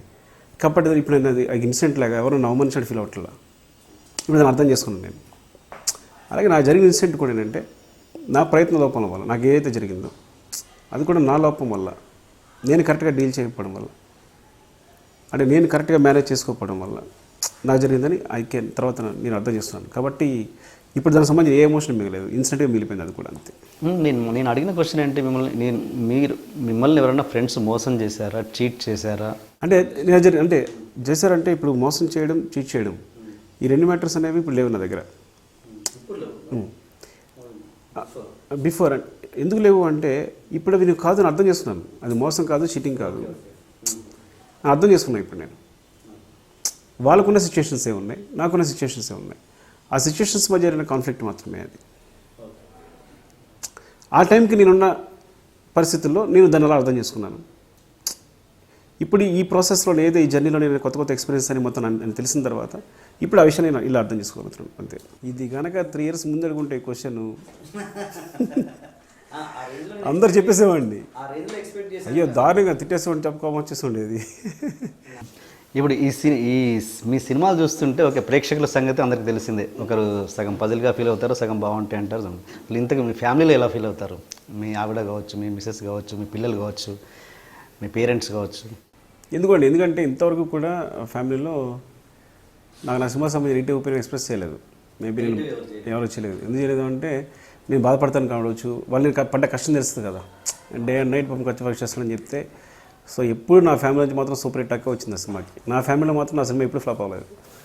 అంటే బిగినింగ్లో ఇప్పుడు ఈ సినిమా గురించి అడిగితే ఓకే ఇప్పుడు మాట్లాడితే బాగుండదు, ఒక 5 సంవత్సరాలు జరిగిన తర్వాత ఆ సినిమా నచ్చలేదండి నాకు అని చెప్పిండొచ్చుగా. సో మావిడి చెప్తుంది, అదే ఆర్య 2 మావిడికి నచ్చలేదు. మా నాన్నగారికి వన్ నేను ఒక్కడే బాగా నచ్చింది. చెప్పారు, బాబా నీది బాగుందిరా సినిమా కానీ జనాలకు అర్థం కాదు అని. ఆయన మార్నింగ్ షో చూసి, సో ఆయన నిర్భయంగా, అంటే ఆయన ఫాదర్ కాబట్టి ఆయనకి ఎక్స్ప్రెస్ చేసే ఈజీగా ఉంటుంది కూడా, ఆయన ఎప్పుడు అన్ని ముక్సుట్గా మాట్లాడతారు అన్నీ కూడా అని అడిగి. కానీ జనాలకు అర్థమవుతుంది, నాకు నమ్మకం లేదురా అన్నారు. ఈ సినిమా నాన్నగారు చూస్తుంటే బాగుండని చాలాసార్లు అనుకుండొచ్చుగా. ఈ సినిమాలో మీరు చాలా లెంత్ తీశారన్నది ఇండస్ట్రీ చాలా టాక్ స్ప్రెడ్ అయింది. ఇండస్ట్రీ చాలా లెంత్ 4 hours ఏమో తీశారని, మీరు ఎంత తీశారు నాకు తెలియదు కానీ తీశారు అని, అది ఎంతవరకు నిజం? అది లేదండి, ఒక డైరెక్టర్ ఏంటంటే లెంగ్త్ తెలిసిపోద్ది, సినిమా లెంగ్త్ ఎంత వస్తుంది, ఎంత ఇస్తుంది విషయం అర్థమైపోద్ది. ఇప్పుడు మామూలుగా ఏంటంటే సినిమాకు రఫ్ కట్ ఉంటుంది, మానిటైజ్ అన్నీ ఉన్నాయనుకోండి. సపోజ్ ఏదో కమిటీ వచ్చింది, సైన్ చేయించింది, మనం ఇంత తీస్తాం మామూలుగా, అది పెట్టేది వేసేసి ఉంచుతాం. సో దాన్ని ఎలాగ కట్ చేస్తాం అనేది ఏటర్కి నాకు తప్ప మిగతా ఎవరికి తెలియదు ఎలా చేయబోతున్న విషయం. అలా చూసుకుంటే ఈ సినిమా ఫస్ట్ హాఫ్ ఒక 1 hour 47 minutes వచ్చింది, సెకండ్ హాఫ్ 1.5 hour వచ్చింది. And it's like makes 3 hours 15 minutes అనమాట మినిట్స్. అది మామూలుగా ఏ ప్రాసెస్ జరుగుతుంటే ఎడిటింగ్ ఒక ప్రాసెస్ ఉంటుంది. ముందు ఒక రఫ్ కట్ చేస్తాం మామూలుగా, అంత లేజర్గా ఉంచి ఈ షాట్ ఉన్న ప్రతి షాట్ పెట్టేసి ఉంచేసి లేజర్గా ఒక ఎడిట్ చేస్తాం. యాక్చువల్గా చేస్తారు ఏం చేస్తాం అంటే మనం తర్వాత దాని మీద కూర్చొని మళ్ళీ ఫ్రెష్గా కట్ చేస్తాం. మీ ప్రాసెస్ కూడా అంతే కదా, జరిగింది కూడా అంతే కదా, అలా చేస్తాం. అలా చేసిన తర్వాత దాన్ని ఫైనల్ ఎడిషన్ వస్తుంది. అయితే ఈ సినిమాకి ఏమైందంటే రఫ్ కట్ చేయడానికి మళ్ళీ మామూలు ఎడిట్ చేయడానికి టైం మీద గ్యాపే లేదు. సో అలా చేయడం మళ్ళీ దాన్ని ఇమిడియట్ వెర్షన్ చేయడం కదా. సో అంత జనాలుగా ఏమనిపించినట్టు ఇది లెంగ్త్ మొత్తం ఇంత సినిమా తీసేశారు, ఇంత సినిమా కట్ చేస్తున్నారు, బయట ఊరికే టాక్స్ పెట్టింది అంతే. ఇప్పుడు నిజానికి ఎంత తీశారు, ఫైనల్ అవుట్పుట్ ఎంత వచ్చింది? సినిమాలో 2 సీన్లు తీస్తానండి మొత్తం అంతే. ప్రతి సీన్ ఉంచాను ఇందులో. It's like 2.5 hours movie. ఏ సీన్స్ తీశారు అవి చెప్పగలరు? ఒక సీన్ అంటే ఇక్కడ వెర్షన్ ఉండదు, యుఎస్ వెర్షన్ ఉంటుంది. హీరో పెయింటింగ్ తెస్తాడు కదా, నాకు అర్జెంట్ పెయింటింగ్ కావాలంటాడు. సో ఫ్రెండ్స్ పెయింటింగ్ తీసుకొస్తే ఇది కోబాల్ట్ బ్లూ 20 years బ్యాక్ అనేది లాజిక్ చెప్తాడు. చెప్పి అంటే ఇప్పుడు వాళ్ళు అంటారు అంటే ఈ పెయింటింగ్ ఎవడో కొన్నాడో మనకు తెలియదు బాస్, వాడు ఎక్కడుంటాడో ఏం చేస్తున్నాడో మనకు ఎవరికి తెలియదు అని. సో మనం పట్టుకోవడం ఎలా అంటే అక్కడ నుంచి ఒక సీక్వెన్స్ స్టార్ట్ అవుతుంది. వాడు ఎవడో కనుక్కుని వాడి దగ్గర పెయింటింగ్ కొట్టేయడం అనేది ఒక 4.5 minutes సీక్వెన్స్ ఉంటుంది అనమాట. 4 minutes సీక్వెన్స్ ఉంటుంది. ఆ 4 minutes సీక్వెన్స్ని తీస్తాం. ఇంకోటి జగత్ బాబు గారు ఒక స్పానిష్ లేడీకి వార్నింగ్ ఇస్తాడు, స్పానిష్ ఎన్విరాన్మెంటల్ మినిస్టర్కి. సో చాలా ఇంట్రెస్టింగ్ ఉంటుంది ఆ సీన్ త్వరలో రిలీజ్ చేస్తాను, మీకు కూడా ఇస్తాను ఆ సీన్. నేను చాలా మంచి సీన్, నాకు బాగా నచ్చిన సీన్, కానీ సినిమాలో ఉంచలేకపోయాను. యాడ్ చేయడం కాదు, దాన్ని రీరికార్డింగ్ కూడా చేయిస్తాను, డబ్బింగ్ రీరికార్డింగ్ అని చేయించి ఐ థింక్ ఛానల్స్ కానీ. ఇంకేదో దాస్తున్నారు మీరు సీన్, ఇంకేదో సీన్ దాస్తున్నారు మీరు తీసి ఇచ్చేయండి. లేదంతే ఇంతే. Mother character, hero mother character అదొక సీన్ ఉంది, సితారా అని పెట్టి. అది వెరీ చిన్న సీక్వెన్స్, ఒక 1/2 minute కానీ. అంటే మదర్ క్యారెక్టర్ ఎలా చచ్చిపోయింది అనేది చూపించాం యాక్చువల్గా. సితార్ గారు మీరైతే అది కూడా ఇద్దాం, అది మంచి ఐడియా. ఇప్పుడే ఫోన్ చేస్తాను నేను. 3 నాకు తెలిసినవి ఇంకా నాకు తెలియనివి ఏమైనా ఉన్నాయా? అస్సలేమీ లేవు, ఇది ఫైనల్. నేను మర్చిపోయాను, ఎందుకు మర్చిపోయాను అంటే ఆ సీన్ తీస్తున్న రోజు నాకు అర్థమైపోయింది ఇది ఉండదు అని. సో నేను ఎప్పుడు ఎడిటింగ్ కూడా చేయలేదు ఆ సీన్ నేను. ఓకే, నాకు ఒకటి చెప్పండి, ఇంత అనుభవం ఉండి మీరు ఇప్పటివరకు ఎంత ఓల్డ్ అండి మీరు? ఎన్ని సినిమాలు ఓల్డ్ మీరు? ఒక 6 అంటే సినిమా నంబర్ ఇప్పుడు 6-7 సినిమా, ఎన్ని సినిమాలు టోటల్? అది అన్ని సినిమాలు తీశారు కదా. ఇంత అనుభవం ఉన్నాక కూడా అంటే ఫైనల్ అవుట్పుట్ ఇంత ఉంటుంది, ఇంత తీస్తే ఇంత ఉంటుంది అనేది ఇప్పటికీ ఎందుకు జడ్జ్మెంట్ మీలని కాదు చాలామంది డైరెక్ట్? మీరు నెంబర్ కుమార్ 29 ఎంత లెంగ్త్ వస్తున్నారో అంతే లెంగ్త్ వచ్చింది. ఈ సినిమా ఎంత లెంగ్త్ వస్తుంది అంటే ఒక సైకలాజికల్ లెంగ్త్ అర్థమైపోద్ది మనకి. ఈ సినిమాలో తీసిన దానిలో 3.5 minutes 4 minutes Venkateswara scene and 1 minute Jagatbabu గారి సీన్, 1 minute సీతార్ గారి సీన్. సో 6 minutes, కేవలం 6 minutes మాత్రమే. అంటే 2 hours 36 minutes మాత్రమే తీసి 6 minutes మాత్రమే తీస్తాను నేను, తప్ప ఎక్స్ట్రా తీయలేదు. ఇంకోటి మీరు హాలీవుడ్ చూస్తే కనుక 10-20 సీన్లు ఉంటాయి. ఇట్స్ లైక్ మీకు హాలీవుడ్ చూస్తుంటే ఫైనల్ వెర్షన్లో డిలీటెడ్ సీన్స్ అని పెడితే ప్రతి సినిమాకి ఒక అది ఎందుకు అంటే స్క్రిప్ట్లో అక్కడ కూడా ఎందుకు అలా చేస్తారు అంటే కొన్నిసార్లు ఆల్టర్నేట్ సీన్స్ ఉంటాయి, కొన్నిసార్లు కథకి హెల్ప్ అయ్యే సీన్స్ ఉంటాయి. సో బేసిక్గా మొత్తం అంతా మీరు గమనించండి, సినిమా అంతా చూసిన ప్రేక్షకులు మొత్తం ఆంధ్రప్రదేశ్ అంతా కూడా ఒకే ఒపీనియన్ చెప్తారు, బాగుంది బాగాలేదు అని. అంటే స్క్రిప్ట్ రాయడం కన్నా పేపర్ మీద ఉన్నప్పటికన్నా విజువల్గా వచ్చినప్పుడు అందరూ ఒపీనియన్ చెప్పేసేయగలరు. సో ఒక సినిమా మొత్తం విజువల్గా మొత్తం కంప్లీట్ అయిపోయిన తర్వాత మనం స్క్రీన్ పై చూసినప్పుడు మనకి ఈ ప్రాబ్లమ్స్ క్లియర్ అర్థమైపోతుంది. సో అలాంటప్పుడు ఏంటంటే కొన్ని సీన్స్ ఇంపార్టెంట్ సీన్స్ తీయకుండా వదలకూడదు, అవి తీసేసి అంటే నేను షూట్ చేసేయాలి. షూట్ చేసి ఎడిట్ చేసిన తర్వాత we can delete them. So that's the best. తర్వాత మళ్ళీ మనం ఆ సీన్ లేదనుకుని లేదంటే ఒక్క సీన్ వల్ల సినిమా ఫెయిల్ అవ్వడం కానీ ఇలాంటివి జరగకుండా అంతే. ఒకవేళ అలా పోలిస్తే కనుక వేరే సినిమాలతో కానీ పోలిస్తే కనుక ఈ సినిమాని ఎగ్జాక్ట్ లెంగ్త్ తీసినట్లేక 2 hours 36 minutes తీసిన సినిమాని 2 hours 30 minutes అనేది it's not a big deal. So ఇప్పుడు మీరు పర్ఫెక్ట్గా తీస్తున్నారన్నమాట, మార్కెట్లోనే బ్యాడ్ టాక్ ఉంది మీ గురించి, అంతేనా? ఎందుకంటే నేను నిజం చెప్పేస్తున్నాను ఆ నిజమే. కుమార్ డెండర్ ఫోర్ ఎంత లెంగ్త్ ఉన్నా కూడా ఇంత లెంగ్త్ ఉంది. ఎందుకంటే ఇప్పుడు ఎక్స్పీరియన్స్ వల్ల ఏంటంటే నాకే కాదు ఏంటంటే ఒక ఎక్స్పీరియన్స్ వల్ల లెంగ్త్ తెలిసిపోతుంటుంది. వెల్లికిషోర్ సీన్ కూడా తీసేటప్పుడు అర్థమైపోయింది, ఇది తీస్తున్నప్పుడు కూడా ముందు ఆలోచించినప్పుడే మ్యాటర్ అర్థమైపోతుంది అనమాట, ఇది లెంగ్త్ అవుతుంది ఎక్కువ అవుతుంది అనే ఫీలింగ్ తెలిసిపోతుంది ఉంది. సో ఫ్రమ్ ద బిగినింగ్ కూడా ఈ సీన్ లెంగ్త్ ఉంది, ఇది ఏదో చేయాలి అంటూనే ఉన్నాను. అందుకని దానికి ఆల్టర్నేట్ సీన్ 1 minute రాసి పెట్టుకున్నాను. అలాంటి 2 versions రాసి పెట్టుకున్నాం. ఒక 45 సెకండ్స్ 1 మినిట్లో ఒక సీన్ అనేది అది ఆల్టర్నేట్గా రాసి పెట్టుకున్నాం. ఏంటంటే ఈ 4 మినిట్స్కి బ్యాలెన్స్గా ఒక 1 మినిట్ అనమాట ముందు నుంచి రాసి పెట్టుకున్నాం. మీరు ఒక సీన్ అసిస్టెంట్ తోటి షూట్ చేయించారంట, అది అవునా? అది అది ఎడిటింగ్లో నేను బాగా బిజీ ఉన్నానండి. అంటే జాన్ 13కి 80% రిలీజ్ అవ్వాలని ప్రొడక్షన్ ప్లానింగ్. బికాస్ ఎందుకు అంటే సంక్రాంతి రిలీజ్ అయితే అడ్వాంటేజ్ వేరేగా ఉంటుంది. ఒక 3-4 డేస్ హాలిడేస్, అందరూ రిలాక్స్గా ఉంటారు, మనీ స్పెండ్ రిలాక్స్గా ఉంటారు. సో సినిమా మాత్రం బాగున్నా ఎక్కడికి కలెక్షన్స్ అని ఎక్కడికి వెళ్ళిపోతాయి. సో అవకాశం నేను కూడా మిస్ చేయదలుచుకోలేదు. సో నా మీద చాలా ప్రెషర్ ఉన్నా కానీ, ఎందుకంటే 24 hours వర్క్ చేయాలి. సో అవుట్పుట్ ఇవ్వడానికి కానీ, డీటెయిల్స్ కానీ, మిస్ కానీ అసలు చాలా తక్కువ టైం ఉంటుంది. కానీ నేను సిద్ధమైపోయాను, ఎందుకంటే మళ్ళీ ఇలాంటి అవకాశం మేలో కానీ దొరకదు, సమ్మర్ వస్తే కానీ దొరకదు. సో అలా చేసేటప్పుడు నాకు హాస్పిటల్లో ప్రీ క్లైమాక్స్ ఏదైతే హీరోకి తేలు కొడుతుంది ఆ సీక్వెన్స్ చూసారా, విలన్ హీరోని కొంచెం రైట్. సో హాస్పిటల్ సీక్వెన్స్ ఏదైతే ఉందో అది నేను నేను షూటింగ్కి వెళ్తే కానీ ఎడిటింగ్ ఆగిపోతుంది. ఇక్కడ ఎడిటింగ్ ఆగిపోతే సినిమా రిలీజ్ కాదు. సో అట్లా నా దగ్గర జగన్ దగ్గర నుంచి జగన్ దగ్గర నా దగ్గర జాయిన్ పెడతాను అర్జున్ అని, వైకే అర్జున్ అని మాట్లాడుతాను, పూర్తి పేరు చెప్తుంటారు, అందుకే నేను కూడా పూర్తి పేరు చెప్తున్నాను. సో కన్నడ అబ్బాయి తను ఆర్య చూసి అక్కడ బెంగళూరులో డైరెక్ట్ హైదరాబాద్ వచ్చేసి నన్ను కలిసి సార్ నేను మీ దగ్గర అసిస్టెంట్ చేయాలనుకుంటానని చెప్పి చేస్తే టీంలో తీసుకున్నాను అనమాట అప్పుడు నేను. సో జగన్ దగ్గర నుంచి నేను ఒక్కడి వరకు నాతో వర్క్ చేశాడు, స్క్రిప్ట్స్ కూడా తను వర్క్ చేశాడు కంటిన్యూస్గా చేసుకుంటూ వచ్చి. సో ఇప్పుడు తనకి ఆ సీక్వెన్స్ అప్ చెప్పాను. మనసు అంటే బిజీ మనస్ఫూర్తిగానే ఇచ్చారంటే మీరు ఆ రకం కాదు కదా. ఇవ్వను, కానీ భయపడితే ఇచ్చాను. కానీ తన మీద బాగా నమ్మకం ఉంది నాకు, ఇచ్చాను. కానీ ఇచ్చిన తర్వాత అసలు నేనేమాత్రం ఫీల్ అవ్వాలి. సో ఒక విధంగా థాట్ కూడా అప్పుడు వచ్చింది, అదే నా ఇష్యూస్ నాకన్నా బాగా తీయగలరు, నేను రిటైర్ అయిపోవచ్చేం పర్లేదు అని.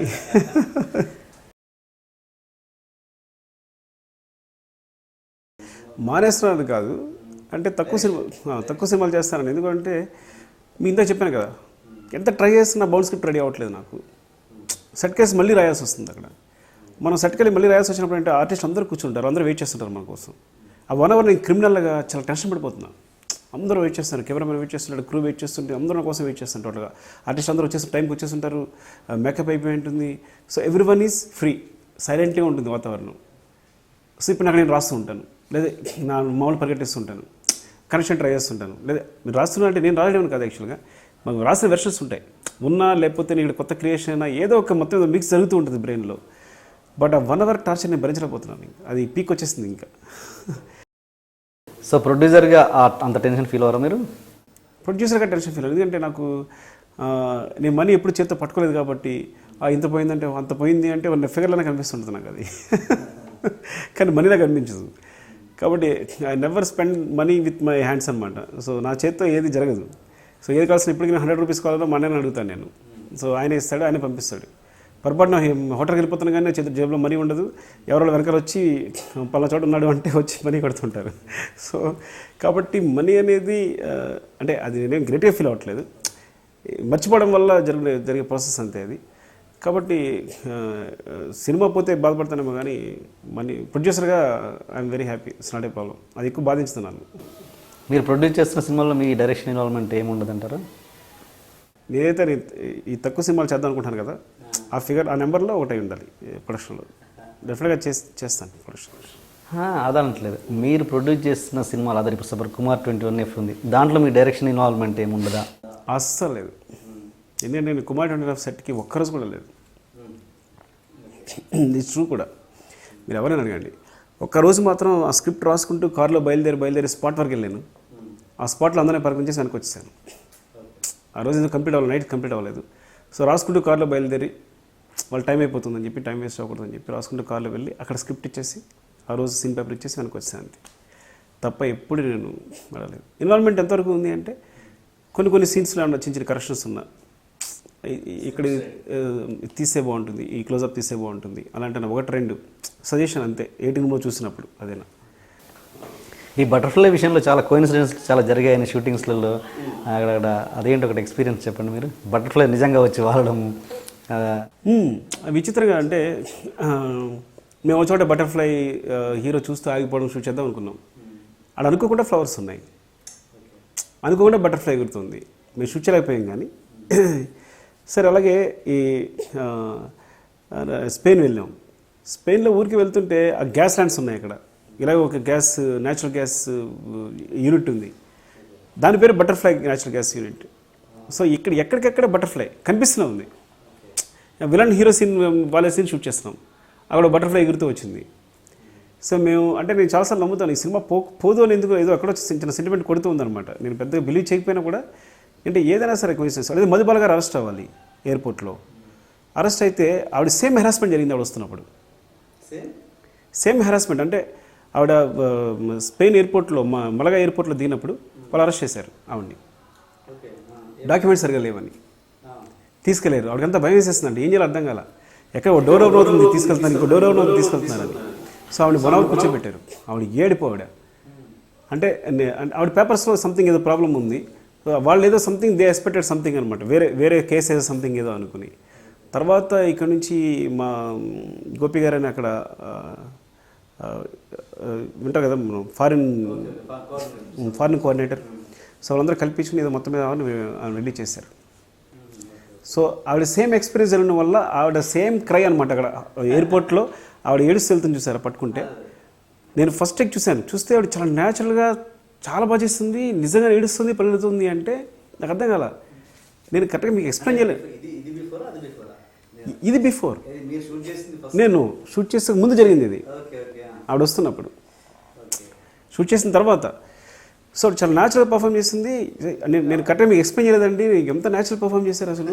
ఏ ట్రై అంటే అలా కూర్చొని ఒక లుక్ ఇచ్చింది ఆవిడ. ఏంటంటే నాతో ఇదే జరిగింది అని వాళ్ళ అసిస్టెంట్ వైపు చూపించి, వీడిని ఎప్పుడు జీవితంలో హక్ చేసుకోలేదు నేను, ఆ రోజు గట్టిగా వచ్చి ఏడు హక్ చేసేసుకున్నాను పోలీసులు రిలీజ్ చేయగానే అని. సో అండ్ నిజంగా ఈ అరెస్ట్ గురించి చెప్పండి, చాలా డౌట్స్ ఉన్నాయి. ఆ అరెస్ట్ ఎందుకు జగపతి బాబు గారు ప్లాన్ చేసిందా, లేకపోతే ఎలా ఎలా ఆ సీన్ కన్సిడర్?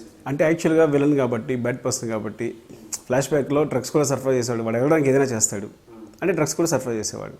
సరఫరా చేస్తున్నప్పుడు పొరపాటున పోలీసులు ఎవరికి తెలిసింది, పట్టుబడిపోతుంది. ఇప్పుడు తను కూడా లాక్ అయిపోతాడు ఆవిడతో పాటు. సో మొత్తం అంతా బయటకు వస్తుంది. అది ఎప్పుడు తెలిసింది ఆయనకి? టాయిలెట్కి వెళ్ళినప్పుడు తెలిసిందా, వచ్చేటప్పుడు తెలిసింది కదా? మరి అతను టేబుల్ మీద బెంచ్ మీద నుంచి లేచేటప్పుడు ఒక క్లోజ్ చేశారు మీరు, డౌట్ కాదు, ఏమంటారు విలనీ లుక్ ఇచ్చారు. ఏంటి దాని అర్థం ఏంటి? ఈ మొత్తం ఎపిసోడ్లో ఆయన విలనీ లుక్లో కనిపించింది, కానీ ఆయన చూపించే ప్రేమ కూడా అదే లుక్ అనమాట యాక్చువల్. అంతే. ఆయన హస్బెండ్ వాళ్ళు భార్య పిల్లల వైపు చూపించేది కూడా, ఇప్పుడు సపోజ్ వైఫ్తో పిల్లలతో చాలా ఆనందంగా హ్యాపీగా ఉన్నాడు అనుకుంటే, మనకి మళ్ళీ ఆ చిన్న ఎపిసోడ్లో మళ్ళీ ఆయన మీద బాగానే ఉన్నాడు కదా, వైఫ్ అంటే ప్రేమే కదా, పిల్లంటే ప్రేమ కదా, ఎందుకు ఇలా చేసినా అనిపిస్తుంది. సో ముందు వాళ్ళతో బిహేవ్ చేసినప్పుడు కూడా కొంచెం ఇట్స్ లైక్ చాలా ప్రొఫెషనల్గా బిహేవ్ చేశారు ఉద్దేశంతో లుక్ అనమాట యాక్చువల్గా. సో అది నెగిటివ్ లుక్ కాదు, నెగిటివ్ లుక్ కాదు, జస్ట్ చూస్తాను తను అంతే ఇలా అంటాడు అంతే. సో అది నెగిటివ్ లుక్ కాదు, మేబీ అది మిస్టేక్ అయ్యి ఉండొచ్చు. నేను అలా అర్థం చేస్తున్నాను, ప్రేక్షకులు ఆడియన్స్ అలా అర్థం చేస్తారు. సరే, ఈ బాల్ గేమ్ అన్నది చాలా ఎక్స్ట్రాడినరీగా పండింది సినిమాలో. అసలు ఆ థాట్ ఎవరిది, ఎక్కడి నుంచి పుట్టింది, దాని బ్యాక్ డ్రాప్ ఏంటి చెప్పండి.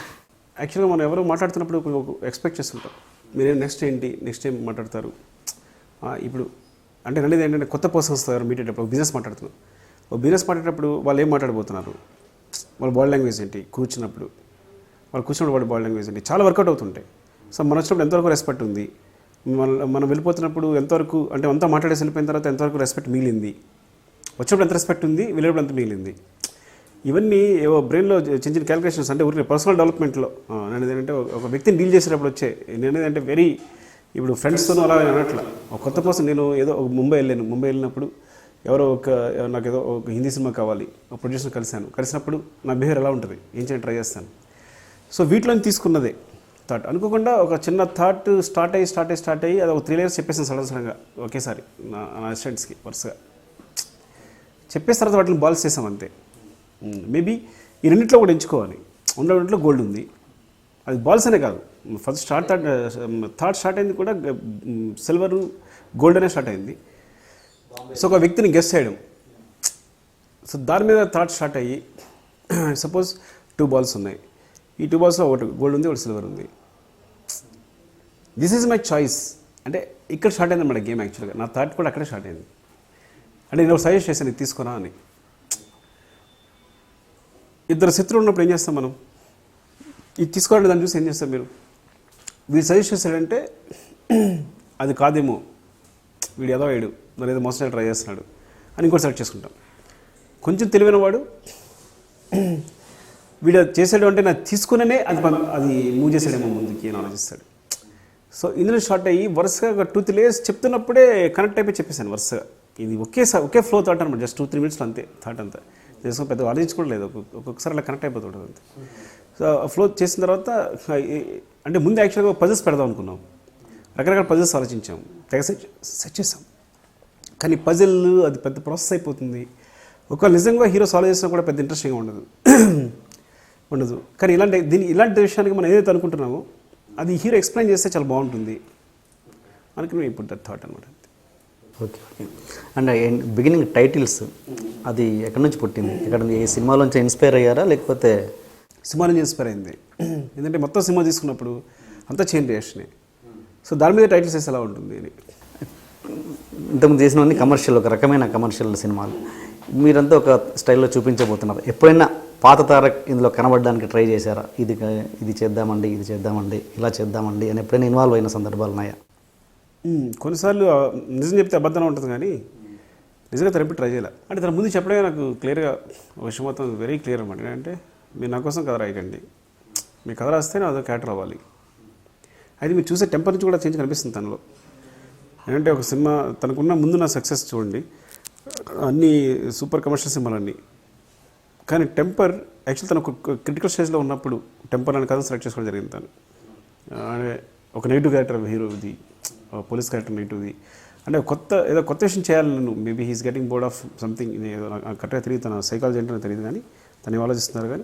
కానీ మాత్రం ఒక విషయం మాత్రం వెరీ క్లియర్ అనమాట నాకు చెప్పడం మాత్రం, మీ సినిమాలో నేను క్యారెక్టర్ కావాలి, నా కోసం మీరు కథ రాయకండి అని సీరియస్ ఇన్స్ట్రక్షన్ ఫస్ట్. సో నాకు బోర్డ్ స్పేస్ దొరికింది అప్పుడు, ఇంకా నా ఇష్టం అన్నట్టు. అందుకే తను ఎప్పుడు కూడా క్యారెక్టర్ ఎక్సీడ్ అవ్వాలని కూడా నేనే కొన్ని చోట్ల కొంచెం చేయొచ్చు నువ్వు పర్లేదు, మేబీ అది ఒక చోట నేనే కావాలని అడిగాను. లేదండి ఇది వద్దు అంటే లేదు చేయండి, మళ్ళీ తారక్ కనిపించాలి అని. అది ఎక్కడ అంటే చివరిలో మొత్తం రివీల్ చేసేటప్పుడు మన కృష్ణమూర్తిని 0 చేయాలి అని హీరో మాట్లాడతాడు, స్ట్రాంగ్గా గట్టిగా అరుస్తూ మాట్లాడతాడు.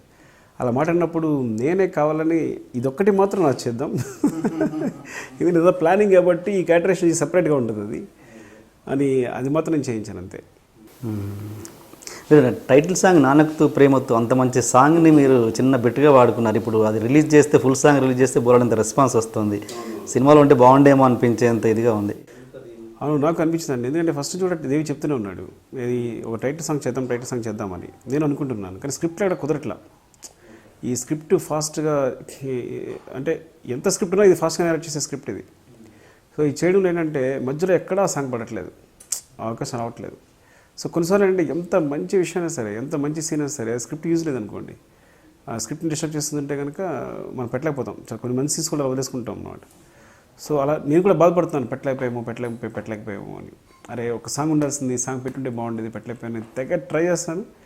చివరికి రీరికార్డింగ్ వచ్చి చూస్తే ఆ సాంగ్ చివరిలో ఉంది.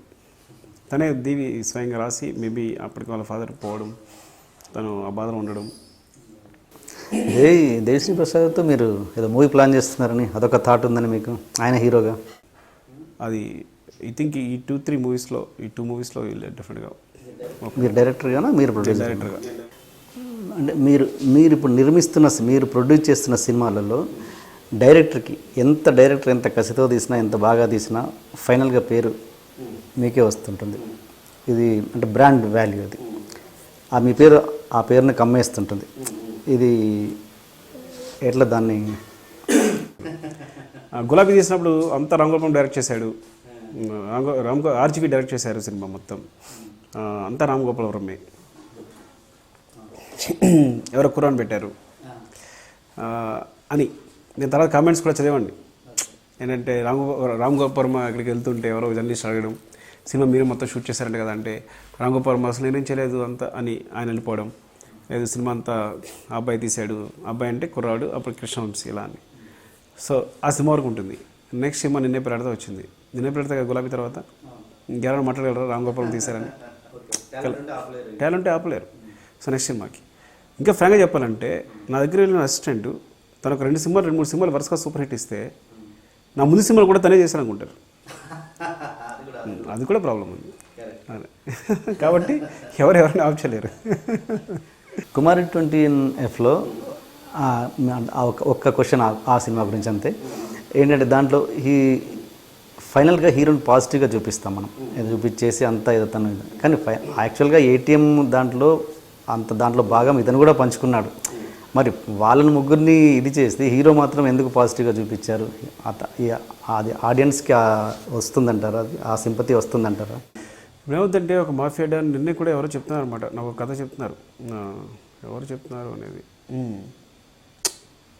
ఏదో ఒక సీరియల్ గురించి చెప్తున్నారు, ఎక్కడ విన్నాను, మేబీ చెప్తాను అనమాట. అందులో ఇప్పుడు మాఫియా డాన్ అందరినీ చంపేశాడు ఆ టైంకి, కానీ వాళ్ళ కజిన్ ఎవరో పోతాడు, మాఫియా డాన్ కజిన్ పోతాడు. కజిన్ పోతే మదర్ వస్తుంది, మదర్ దగ్గర ఇలా తలవాల్స్తాడు. అంటే మన కళ్ళ నీళ్ళు వచ్చేసాయి చూస్తే అని. సో ఎలా అంటే అక్కడ ఆ టైంకి మనం ఏం చెప్తాం అనేది ఇంపార్టెంట్. సో నేను హీరో క్యారెక్టర్ ఫాలో అవుతున్నాను, బికాస్ హీరో క్యారెక్టర్ అంటే పాజిటివ్ నెగిటివ్ అని కాదు. ఒక వ్యక్తిని తీసుకుంటే పూర్తి పాజిటివ్ పూర్తి నెగిటివ్ అనేది నేను ఎప్పుడు చెప్పలేను. బట్ ఆయన శిక్షించడం ఎంతవరకు కరెక్టు, ఆ ముగ్గురిని ఈయన శిక్షించడం ఎంతవరకు కరెక్టు అన్నది నా పని. అంటే చేయడం శిక్షించడం ఎంతవరకు కరెక్ట్ అంటే తన జరిగిన అన్యాయం అది, తన పర్సనల్గా జరిగిన అన్యాయం. తనేమో సొసైటీని మొదటి నుంచి సొసైటీని ఉద్ధరిస్తానని బయలుదేరలేదు. నేను సమాజానికి ఏదో చేయబోతున్నాను, సమాజం అందరినీ ఉద్ధరిస్తాను, సమాజం కోసం పోరాడతాను అన్నవాడు అలాంటి క్యారెక్టర్ అయ్యిండి ఇలా చేస్తే ఓకే. ఇక ఫస్ట్ నుంచి మీరు చెప్పంటే సెల్ఫిష్గానే బిహేవ్ చేస్తున్నాడు. వాళ్ళు దొంగతనం చేస్తే వాళ్ళ దగ్గర మనీ తీసుకుంటున్నాడు, వాళ్ళ క్యారెక్టర్స్ ఇచ్చి. అలా తీసుకున్న వాడు డెఫినెట్గా ఇలా చేస్తాడు కదా. అంటే ఏమవుతుందంటే ఇవన్నీ ఊరికే మీరు తెలుగుగా సమాధానం చెప్పడం తప్ప ఏమవుద్దంటే ఓ హీరో క్యారెక్టర్ ఎంతో కొంత నాకు కూడా స్వార్థం ఉన్నప్పుడు కొంచెం పాజిటివ్ చూపిద్దామని.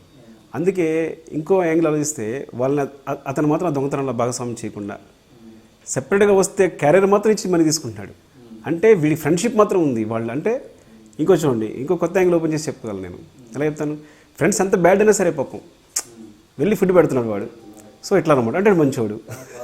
సో ఏంటంటే హీరో క్యారెక్టర్ ఏ విధంగా కన్విన్స్ చేయడానికి వాళ్ళు ఏదో ఒక పాజిటివ్ యాంగిల్ కన్విన్స్ చేయడానికి ట్రై చేస్తూ ఉంటాను అనమాట, ఎలాంటి సిచ్యువేషన్ సరే. ఆ సినిమా కూడా అదే చేయడం జరిగిందనమాట. ఓకే, మేము కన్విన్స్ చేయడం కోసం చెప్పాను కానీ అది నిజమే. సో యాక్చువల్ అది లోపల మీనింగ్ అది ఏదో విధంగా హీరోని చిన్న పాజిటివ్ చేసేద్దాం ఉద్దేశంతో అనమాట, ఆ గ్యాంగ్లో ఇన్వాల్వ్ కాకుండా సెపరేట్గా చేయడం ఉద్దేశం అనమాట అంతే. ఇంకోటి బయట ప్రొడ్యూసర్స్ ఇప్పుడు ఓకే ఇన్ని సినిమాలు చూసిన తర్వాత బయట ప్రొడ్యూసర్ సుకుమార్ గారితో సినిమా అంటే కొంచెం జంకే పరిస్థితే కదా. ఇప్పుడు లేదుగా, ఇప్పుడు సినిమా హిట్ కదా, సినిమా సక్సెస్ కదా. పైగా 6 నెలలు అయిపోయింది, జూలై 5th స్టార్ట్ చేశాను, జాన్ డెత్ రిలీజ్ చేశాను. So I proved a movie 6 monthsలో ఓ సినిమా చూడండి. కానీ విచిత్రం ఏంటంటే మీరు అనుకున్నట్టు ప్రేక్షకులు ఎంత మంచి వాళ్ళు, ప్రొడ్యూసర్లు అంత మంచివాళ్ళు. ఎంతవరకైనా సరే ఎంత మంచివాడు అంటే ఇప్పటికీ ఐఎమ్ గెటింగ్ మూవీస్. నా ఇంకా సినిమాలు చేయడానికి అవకాశం వస్తూనే ఉన్నాయి. హిట్గా అందుకే వచ్చింది. అది కూడా కాదు, మన తర్వాత కూడా వచ్చింది కదా సినిమా. మన లాంటి ఫ్లాప్ తర్వాత కూడా ఒక ఫ్లాప్తో డైరెక్టర్ కెరీర్ ఆగిపోదుగా. మేబీ అది కావచ్చు. నేను అలాంటి ప్రాబ్లం వల్ల మీరు ప్రొడ్యూసర్ అవ్వడం స్టార్ట్ చేశారా? అలాంటిది ఏం లేదు. కేవలం ఏంటంటే ఒకటి బేసిక్గా స్టార్ట్ చేసింది, అనుకోకుండా ప్రొడక్షన్ స్టార్ట్ అయింది. సో ప్రతాప్ డైరెక్టర్గా సినిమా చేయాలనుకున్నాను, ఒక సినిమా చేద్దామని. So I want to support Pratap అనమాట. ఫస్ట్ స్క్రిప్ట్ పరంగా వాటి పరంగా నేను సపోర్ట్ చేద్దాం అనుకున్నాను. అలా చేసే ప్రాసెస్లో నేను ప్రొడ్యూసర్ అయిపోయాను అనుకున్న పరిస్థితుల్లో. సో ఫస్ట్ ఆఫ్ ఆల్ ఏంటంటే ఇంకా ప్రొడ్యూసర్ అవుతున్నప్పుడు నాకు ఒక సందేహం కలిగింది, నేను ప్రొడక్షన్ చేద్దామా లేదా అనేది.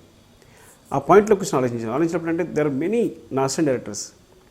మీ నంబరు నా దగ్గర షాడోలో ఉన్నాను కాబట్టి అలా ఉండిపోతాను. కానీ so I think 8 to 9 members are there, they ready to, అంటే వాళ్ళు ఎంత మంచి స్క్రిప్ట్స్ రెడీగా ఉన్నారు అంటే they are like now guns అనమాట. ఇంకెవరన్నా చేస్తే ఫైర్ అయిపోతారు, అలా ఉన్నారు. సో వాళ్ళందరూ మీరే ఇంట్రొడ్యూస్ చేస్తున్నారు. నాకు టైం ఉంటే అందరినీ, లేదంటే కొందరిని అలా. సో ఇందులో నాకు వెంకీ అని 14 Reels వెంకీ డైరెక్ట్ చేస్తున్నాడు. He got a chance to direct a film production. అలాగే అర్జున్ మీకు చెప్పాను కదా, హాస్పిటల్ ఎపిసోడ్ అబ్బాయి డైరెక్ట్ చేస్తున్నాడు ఇంకో సినిమా. అలాగే నా కజిన్ కమ్ ఫ్రెండ్ అనమాట మొదటి నుంచి. తను కూడా, నేను మ్యాథమెటిక్స్ లెక్చర్, తను physics lecture, chemistry lecture, 3 lectures కలిపి బయటకు వచ్చేస్తాను మేము యాక్చువల్గా. సో తను నెక్స్ట్ దర్శకుడు అని ఆ సినిమా డైరెక్ట్ చేస్తున్నాడు. ఓకే. మీరు దిల్ రాజు గారి సినిమా తీసిన తర్వాత మళ్ళీ ఇంకా ప్రొడక్షన్లకి అంటే ఇప్పుడు మళ్ళీ మీ కలయిక జరగలేదు. అంటే చెప్పాక అప్పుడు చిన్నపిల్లలా బిహేవ్ చేశానని కొంచెం అంటే జగన్ టైంలో ఏంటంటే ఇలాగే ఉండాలి సినిమా అని, ఇలాగ ఉండాలంటే ఆయనకి నాకు గొడవ జరిగింది. ఊరికే చెప్తా సరదాగా, ఇప్పుడు ఇది చిన్నపిల్లలు, నేను చిన్నపిల్లలా బిహేవ్ చేస్తాను యాక్చువల్గా చెప్పాలంటే. అంటే కుదరదు, ఇలాగ ఉండాలి సినిమా, ఇలాగ చేస్తాను నేను అదే అని చెప్పి. సో ఆయన కనీసం ట్రై చేశారు కానీ నేను ఒప్పుకోకుండా సినిమా నువ్వు ఆ టైం నైట్ క్యాన్సిల్ చేసేసి నైట్ ముహూర్తం పెట్టేసి నైట్ వేరే ప్రొడ్యూసర్తో వేరే హీరోతో సినిమా స్టార్ట్ చేశాను జగడం యాక్చువల్గా. సో అప్పుడున్న కోపంలో దాంట్లో కానీ చాలా ప్యాషన్గా చేశాను ఆ సినిమా, జగడం అనే సినిమాని. మేబీ ఫెయిల్ అయింది కానీ తర్వాత it's like we are very good friends. కానీ కుదరలేదు అంతే, ఇది అది రన్ అవుతున్నాం ఎప్పటికప్పుడు అనుకుంటున్నాం కానీ కుదరట్లేదు. మీరు చిన్నపిల్లడి మనస్తత్వం అందరికీ అర్థమైపోద్ది. అదే స్టేజ్ మీద చేసేది అప్పుడు కూడా చూసాను. ఏంటి ఈ మదర్కి అది ఏంటి ఓవర్గా అనిపిస్తుందేమో చూసే వాళ్ళకి అని చెప్పేసి మదర్కి చేయడం. అమ్మా ఇక్కడ ఒక్క నిమిషం మీ అందరి ముందు కొంచెం ఓవర్ కానీ. సూపర్ సుకుమార్ గారు, సూపర్, వి లవ్ యూ. అది నిన్న సక్సెస్ మీట్లో డైరెక్షన్ డిపార్ట్మెంట్ పిలిచేసి మీరు చైల్డిష్ అనుకోకండి,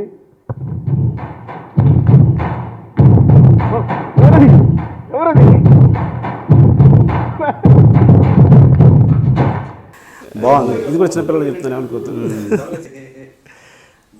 మా మదర్ని కూడా ఏంటంటే నాకు బాగా, ఇప్పుడు ఎవరైనా తల్లిదండ్రులు అందరూ చూపించాలనుకుంటారు, నాకు అంటే ఏమో అందరికీ ఉన్నట్టు నాకు ఉంది ఆ ఫీలింగ్. అంటే ప్రపంచం అందరూ మా అమ్మ నాన్న ఇదేం చూడాలని ఏదో చిన్న ఫీలింగ్. మీరు ఇది కూడా చిన్నపిల్లలు చెప్తున్నానే అనుకోవద్దు. మీరు చిన్నపిల్లలని నేను ఎప్పుడో నమ్మేశాను. సో అలా అనుకున్నప్పుడు ఫిల్మ్ఫేర్ అవార్డు వచ్చింది బెస్ట్ డైరెక్టర్ ఆర్య సినిమాకి. సో దేవి అవార్డు అందుకున్నప్పుడు వాళ్ళ మదర్ ఫాదర్ని చూపించారు. నేను కూడా అవార్డు అందుకుని మా మదర్ ఫాదర్ని చూపిస్తారని నేను కూడా చెప్పాను. ఏది మీకు అందరికీ మళ్ళీ నేను కూడా మదర్ ఫాదర్ అంటే మా అమ్మ నాన్న అన్నీ చేశారు, మా అమ్మ నాన్న నేను దూరం పైకి వచ్చాను, మా అమ్మ నాన్న వల్లే నేను ఈ స్థాయిలో ఉన్నాను. అంటే సక్సెస్ అయిన ప్రతి ఒక్కరు కూడా, ఎవరైతే సక్సెస్ అవుతారో సక్సెస్ అయిన ప్రతి ఒక్కరు కూడా నేను మా మదర్ ఫాదర్ వల్ల ఇలా ఉన్నాను, అమ్మ నాన్న వల్లే ఈ స్థాయిలో ఉన్నాను, వాళ్ళ ప్రోద్బలం ఇలా ఉన్నానని చెప్పి బోర్ కొట్టిస్తుంటారు.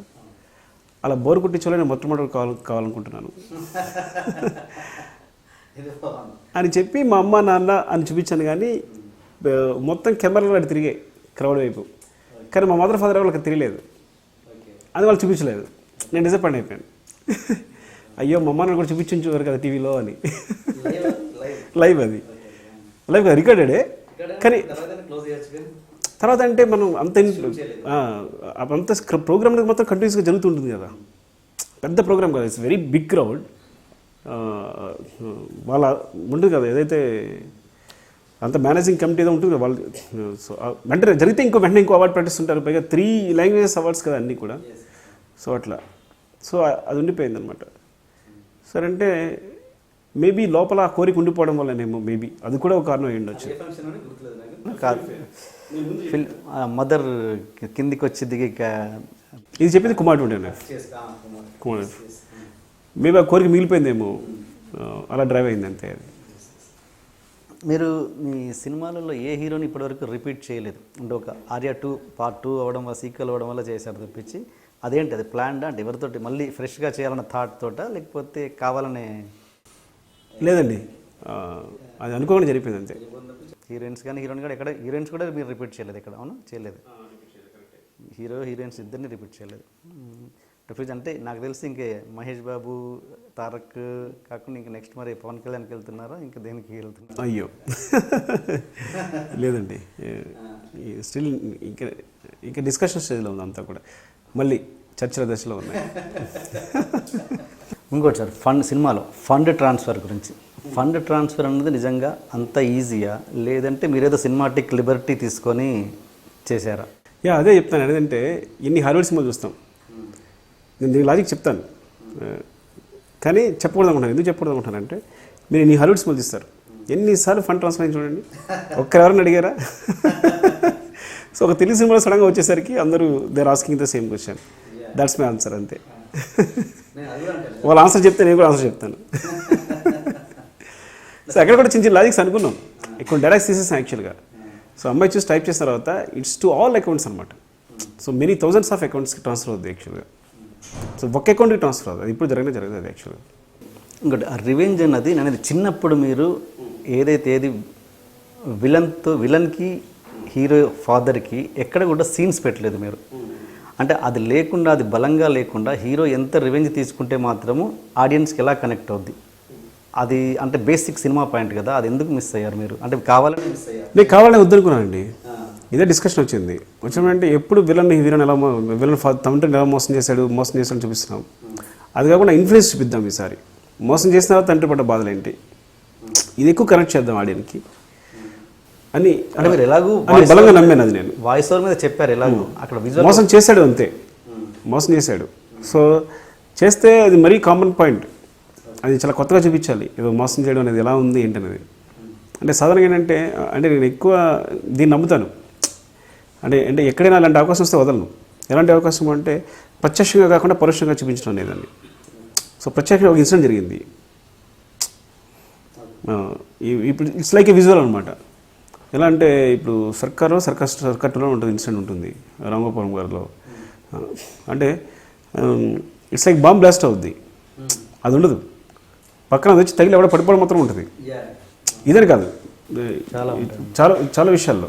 ఇది ఊరికి బండకు ఒక ఎగ్జాంపుల్ వచ్చి గుర్తొచ్చినారు కానీ. సో ఏదైనా సరే అలాగేంటంటే ఇక్కడ బాంబు పేలడం లేదు, కానీ అందువల్ల బాంబు పేలిన తర్వాత బాధితులు ఎలా ఉన్నారని చూపిస్తాను అనమాట. అలా విలన్ మోసం చేయడం లేదు, కానీ మోసం చేసిన తర్వాత ఫాదర్ ఎన్ని బాధలు పడ్డాడని చూపిస్తాను అనమాట. ఇది రొటీన్గా ఉంటుంది ఈ మోసం చేయడం అనే దాన్ని చూపించడాన్ని, కానీ బాధపడ్డది చూస్తే కొత్తగా ఉంటుంది. అట్ ద సేమ్ టైం ఆడియన్ ఎమోషనల్గా కనెక్ట్ అవుతాడు. అంటే నేను స్ట్రాంగ్గా బిలీవ్ చేసింది, మేబీ అలా కావచ్చు కాకపోవచ్చు, నేను స్ట్రాంగ్గా బిలీవ్ చేస్తుంటే అతను ఎన్ని బాధలు పడ్డాడు. ఒక బిలియనీర్ అడుక్కున్నాడు, ఒక బిలియనీర్ రోడ్డున పడ్డాడు, అంటే ఒక బిలియనీర్ ఐబ్రోస్ తీసుకున్నాడు, ఐడెంటిటీ మార్చుకున్నాడు, బిలియనీర్ బాత్రూమ్ తుడుస్తున్నాడు. అంటే చాలా ఇంపాక్ట్ ఉంటుంది మోసం చేయడం కన్నా అనేది బాగా నమ్మాను. అందువల్ల కావాలనే అవాయిడ్ చేస్తాను అనమాట నేను. ఓకే. అండ్ ఆ హీరో ఫాదర్ ఆ రివెంజ్లో ఎంతవరకు అర్థం ఉందండి అసలు? ఎందుకంటే ఆ రివెంజ్ ఎంతవరకు మహా అంటే ఆయన ఏంటి కొన్ని కోట్లు పోగొట్టుకున్నాడు, అంతకంటే ఒక మనిషిని లాస్ అవ్వలేదు, ఫ్యామిలీని లాస్ అవ్వలేదు, కొన్ని కోట్లు పోగొట్టుకున్నాడు. ఒక పాజిటివ్ మనిషి అయితే ఏం చేస్తాడు, మామూలుగా అయితే అన్ని కోట్లు మళ్ళీ సంపాదించి తన స్టేటస్ని మళ్ళీ తెచ్చుకుంటాడు, వాడికి బుద్ధి తెప్పడం ఇలా చేస్తాడు. కేవలం ఒక డబ్బు కోసము తన జీవితాంతం ఒక మనసులో పెట్టుకొని కొడుకులను కూడా దానికి చేసి, అది ఎంతవరకు కరెక్ట్? ఒక నెగిటివ్ ఇది కదా. అందుకే హీరో అన్నాడంటే మోసం చేసిన వాడే పైకి వస్తాడన్న దానికి ప్రత్యేకంగా మిగిలిపోయాడు రావాడు అని. అంటే మోసం చేసినాడు అలాగే ఉండిపోతే ఇంకా ప్రపంచంలో కష్టపడాల్సిన అవసరం ఉంది. There are 2 chances. One is you can earn money. అదే ఒక అమ్మాయి ఉంది, ఒక అందమైన అమ్మాయి ఉంది, ఒక షాప్లో వర్క్ చేస్తుంది అనుకుందాం, ఆ షాప్లో వర్క్ సంపాదిస్తుంది అనుకుందామండి. అదే అమ్మాయి వేరే ప్రొఫెషన్ తీసుకుని సంపాదిస్తుంది అనుకుందామండి. సో ఇలాంటి అవకాశం ఉన్నప్పుడు అలా ఎందుకు కష్టపడి సంపాదించడం? అప్పుడు అంటే మోసం చేసిన వాడు అలా ఉండిపోతున్నాడు, అక్కడే ఉంటున్నాడు. వాడికి పతనం తెలియాలి, తెలిస్తేనే ప్రపంచంలో మోసం చేసిన వాడు పైకి వచ్చిన ఎప్పుడు పడిపోతున్న విషయం తెలియాలి. లేదంటే వాళ్ళు అలాగే బతుకుతున్నారు, వాళ్ళు అలాగే చచ్చిపోతున్నారు. ఇంక ప్రతి ఒక్కరు మోసం చేసే పైకి రావాలనుకుంటాడు అని చూస్తే. కృష్ణ చూసిన ఎగ్జాంపుల్ చూస్తే అరే వాడు మోసం చేసే పైకి వచ్చాడు కదా, నేను కూడా మోసం చేసే పైకి రావాలరా. సో నేను చేయాలనుకున్నాను ఏంటంటే వాడికి అది తిరిగి చెప్పాలనుకున్నాను. సో ప్రపంచానికి అంటే సొసైటీకి ఇచ్చే మెసేజ్ కాదు, కానీ అందుకే ఫాదర్ కూడా ఏం చెప్తాడంటే ఒక మాట తప్పుదల నుంచి కానీ డబ్బింగ్లో ఒకటి మిస్ అయింది మాత్రం, వాడి పతనం చూడకుండా పోతున్నానే బాధ అంతా నాది అంటాడు. వాడిని పతనం చేసేమని కొడుకుని అడగల, చేయకుండా చచ్చిపోతున్నా నా బాధ అంతా, ఇలా అనుకున్నాను రా అని చెప్తున్నాడు. అరే వెళ్ళండి రా, నరికేయండి రా, చంపేయండి రా అని అడగలేదు. సో వీళ్ళ డెసిషన్ అది తీసుకోవడం, ఈ కొడుకుల డెసిషన్ అది తీసుకోవడం అనేది. అంటే ఈ రివెంజ్లో కూడా మీరు ఎక్కడ సీన్స్ ప్లే చేయలేదు, ఎంతసేపు వాళ్ళిద్దరి మధ్యలో డైలాగ్స్ పరంగా జరుగుతున్నాయి తప్పించి ఇతను ఇంటెలిజెంట్ అని చెప్తున్నారు హీరో, బట్ ఎక్కడ కూడా సీన్స్ పరంగా మీరు ఎక్కడా చూపించలేదు. ఎంతసేపు ఈ బాల్ ఒకటి ఆ డైలాగ్స్ పరంగా నడుస్తున్నాయి తప్పించి 4 గోడల మధ్య. అది నమ్మాను యాక్చువల్గా. ఏంటంటే 2 బ్రెయిన్లు ఢీకొంటే ఎలా ఉంటుంది అదే ఫాలో అవుదాం అనుకున్నాను, అంతేగాని దాన్ని ఒక 2 అంటే 2 సెపరేట్ క్యారెక్టర్స్ కాదు, ఒకటి పాజిటివ్ క్యారెక్టర్, ఒకటి నెగిటివ్ క్యారెక్టర్ అంతే. ఇద్దరు కృష్ణమూర్తులే. ఒకటి మన ఉన్న సిచ్యువేషన్ బట్టి ఒకటి పాజిటివ్ కనిపిస్తే ఒకటి నెగిటివ్ కనిపిస్తుంది అంతే. సో ఈ రెండు బ్రెయిన్లో ఢీకొన్నప్పుడు ఏం జరుగుతుందని చూపించడానికి ట్రై చేస్తాను తప్ప సో వాళ్ళు కత్తి పట్టుకునో లేకపోతే చంపడానికో లేకపోతే అలా ఆ ప్రాసెస్ అక్కర్లేదేమో అనుకున్నాను. ఎంతసేపు ఇతని ఎయిమ్ కూడా ఓన్లీ పాస్వర్డ్ సంపాదించడం వరకే ఇతని ఎయిమ్ ఉంది. దట్ ఈజ్ అంతే. ఎందుకంటే ఒక రెగ్యులర్ సినిమా అయిపోద్ది అనుకున్నాను. అటు ఇటు రెవెంజ్ అటు ఇటు ఎత్తులు పే ఎత్తులు ఇస్తే ఇద్దరు మళ్ళీ ఒక రెగ్యులర్ సినిమా అయిపోతుంది. లాస్ట్లో నీకు చెప్పడానికి అవకాశం దొరకదు. నేను లాస్ట్లో చెప్పాల్సినంత నేను క్లైమాక్స్ ఏదైతే ట్విస్ట్ ఉందో అది చెప్పాలి. At the same time father emotion చెప్పాలి. ఇది నాకు చాలా స్పేస్ కావాలి ఇక్కడ. అలాగే విలన్ హీరోని బాధ పెట్టే ఎపిసోడ్ కంపల్సరీ చెప్పాలి. సో దీనికి చాలా స్పేస్ అలాగే మదర్ రివీల్ అవ్వాలి. సో ముందు సెకండ్ హాఫ్ అంతా ఫిక్స్ అయిపోయింది. దీని ముందు ఏమాత్రం ఎత్తు వెళ్ళిపోయి హడావుడు చేసేసిన వీటికి స్పేస్ దొరకదు, నాకు టైం దొరకదు. ఫస్ట్ ఆఫ్ ఆల్ కావాల్సిన ఎమోషన్ దొరకదు. అంటే ఈ butterfly scene, butterfly painting avoid, అది ఆ వేలం తప్పించడానికి కోసమని కాఫీ షాప్ సీన్స్ అన్నది అది పర్ఫెక్ట్గా రిజిస్టర్ చేశారంటారా మీరు? అది చెప్పాలి చివరిలో. ఎందుకు కొన్ని చెప్పబుద్ధి కాలేదు అని కొన్ని అర్థం, మరి ప్రతిదానికి ఎక్స్ప్లెనేషన్ ఇవ్వడం ఎందుకని వదిలేశాను. అదొకటి చెప్పాలా వద్దని తీసుకునే టైం కూడా లేదు. ఎడిటింగ్ రూమ్లో you have no time to take, అంటే ఏంటి ఇది ఎక్స్ప్లెయిన్ చేద్దామా వద్దని తీసుకునే టైం కూడా లేదు. Edit and give. అంటే చాలామంది కొంతమంది చెప్తే తప్పించి నాకు తెలియదు. అంటే ఇది కేవలం కాఫీ షాప్ సీన్ అన్నది వేలం పాటను అవాయిడ్ చేయడానికి కోసమని అరేంజ్ చేసి అది చెప్తే బాగుండేది, చెప్పలేకపోయాను. అది కరెక్టే. అది అంటే నాకు ఎందుకు అనిపించింది క్లైమాక్స్ ఇంకా ఎక్కువ ఎక్స్ప్లెనేషన్ ఇచ్చుంటే బాగుండేది క్లియర్గా కొన్ని విషయాలని. బట్ కొన్ని యంత్రమేనంటే కొన్నిసార్లు కొంతవరకు తెలిస్తే మీద అర్థం చేసుకుంటే బాగుంటుంది. అరే ఎవరికైనా కొత్తగా విషయం అర్థమైతే అందంగా ఉంటుంది అనుకున్నాను. అంటే మ్యాటర్ కొన్ని విషయాలు డైరెక్ట్గా మనం చెప్పేసాం. ఈ చెప్పేసా కొన్ని మ్యాటర్స్ మిగిలిపోయాయి. నిన్న ఇందాక ఎవరో అబ్బాయి ఫోన్ చేసినట్టు, సార్ అమ్మాయి ఫస్ట్ కాఫీ షాప్లో మాట్లాడిపోతుంటుంది, హౌ డూ యూ నో అని ఇంగ్లీష్లో మాట్లాడిపోయి చూస్తే వాడు తెలుగులో రాస్తుంటాడు. అప్పుడు తెలుగులో కన్వర్సేషన్ స్టార్ట్ చేస్తుంది అని నాకు భలే అనిపించింది సార్ సెకండ్ టైం చూసినప్పుడు అన్నాడు. ఏమో దానికోసం నేను తీయలేదు కానీ చెప్తున్నా. అంటే కొన్ని అంటే నాకు ఎందుకో బ్యూటీ అనేది ఎక్కడ ఉంటుంది అనిపిస్తుంది అంటే మరి ప్రతిదీ విడమించి ఎక్స్ప్లెయిన్ చేస్తే బ్యూటీ అనిపించితే మన బ్రెయిన్లో బాగా నాటుకుపోవడం వల్ల ఏమో మేబీ కొన్ని ఎస్కేప్ అయిపోయి చెప్తుంటాను అంతే. ఈ రెస్టారెంట్లో పబ్లో ఆ బౌల్ ఒకటి పగల కొట్టేసి ఆ బౌల్కి సారీ చెప్పాక ఇప్పుడు అతుక్కుందా అని అడుగుతాడు. అయిపోయింది. ఆ సీన్ కట్ చేస్తే క్లైమాక్స్లో ఎక్కడో మళ్ళీ ఆ బౌల్ తీసుకొని వచ్చి చెప్తారు. అంటే నా క్వశ్చన్ ఏంటంటే అంటే కేవలం ఈ డైలాగ్ కోసమని మన హీరో దాన్ని ఏరుకొని మరి దగ్గర పెట్టుకొని అతికించుకొని తీసుకొచ్చాడు. అవును, లవ్ అంటే అంతే అని దాచుకోవాలి. దాన్ని ముందే ఊహించి తీసుకున్నాడు అంటారా? అవును, ఫస్ట్ ఆఫ్ ఆల్ అతుక్కుంటే అంత అందంగా ఉంటుందనే విషయం చెప్పాలనుకున్నాడు. తను బాగా నమ్ముకుంది ఎప్పుడైనా సరే. ఆల్రెడీ ఒక ప్రేమ అనేది జరిగిపోయింది కదా. సో జస్ట్ కాన్ఫ్లిక్ట్ అంతే. అది వీరిద్దరి మధ్య ప్రేమ సంబంధించిన కాన్ఫ్లిక్ట్ కూడా కాదు, ఫాదర్ సంబంధించి వచ్చింది. సో తను బాగా నమ్మకుంది ఎప్పటికప్పుడు అమ్మాయి కలుస్తాను అని. అందుకని ఎప్పుడు కూడా ఏంటంటే మన విభేదాలు వచ్చినప్పుడే ఫ్రెండ్షిప్ కానీ ప్రేమ కానీ ఇంకా బాగా బలపడుతుంది.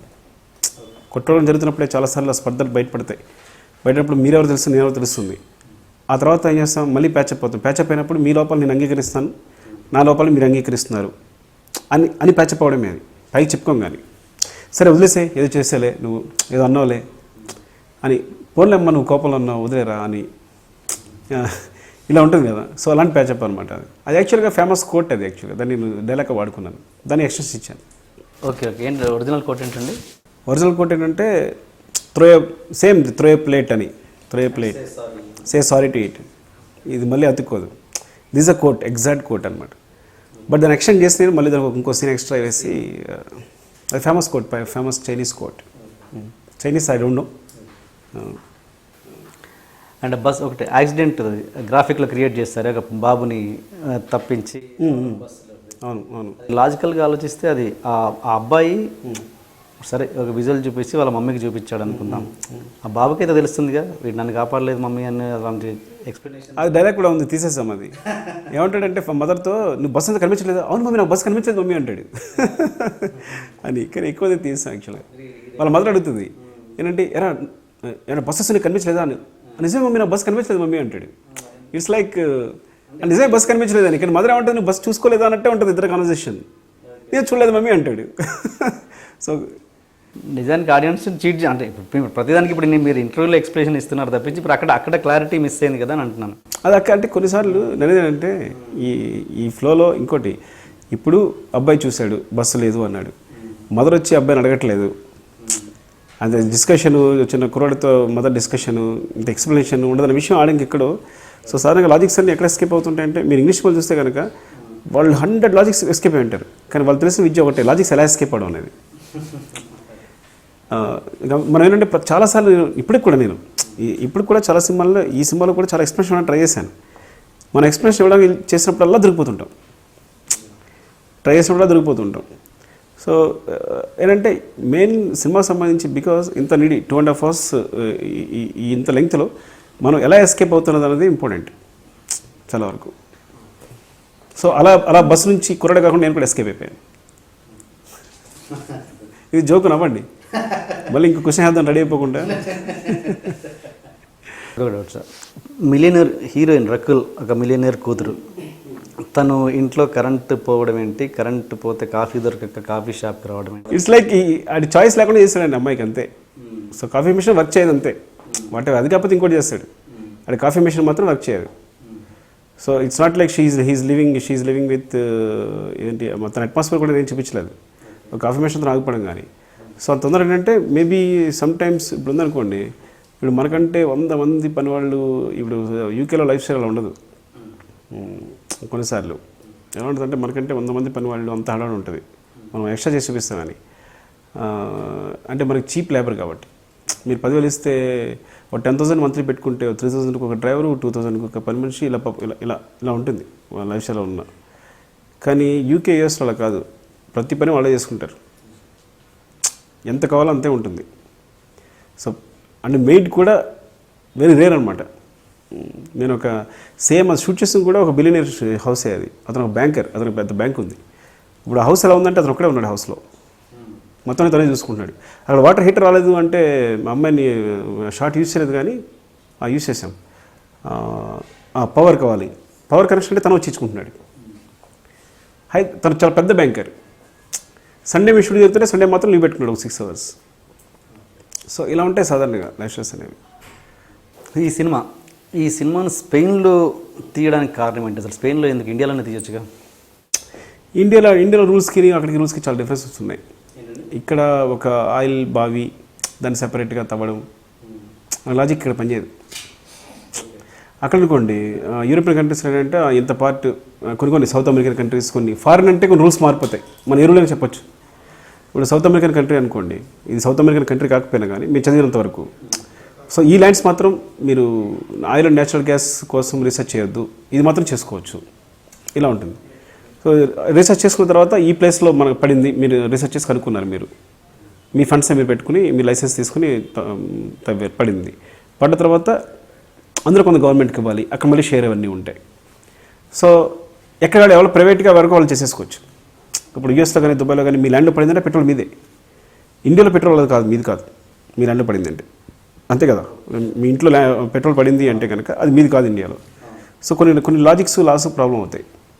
అందుకని ఒక కారణం వల్ల ఫారిన్ కంట్రీ అనుకున్నాం. హీరోకి అసిస్టెంట్గా 2 కమెడియన్స్ని ఒక ఫారిన్ అమ్మాయిని ఎవరు పెట్టారు, అది కరెక్టేనా?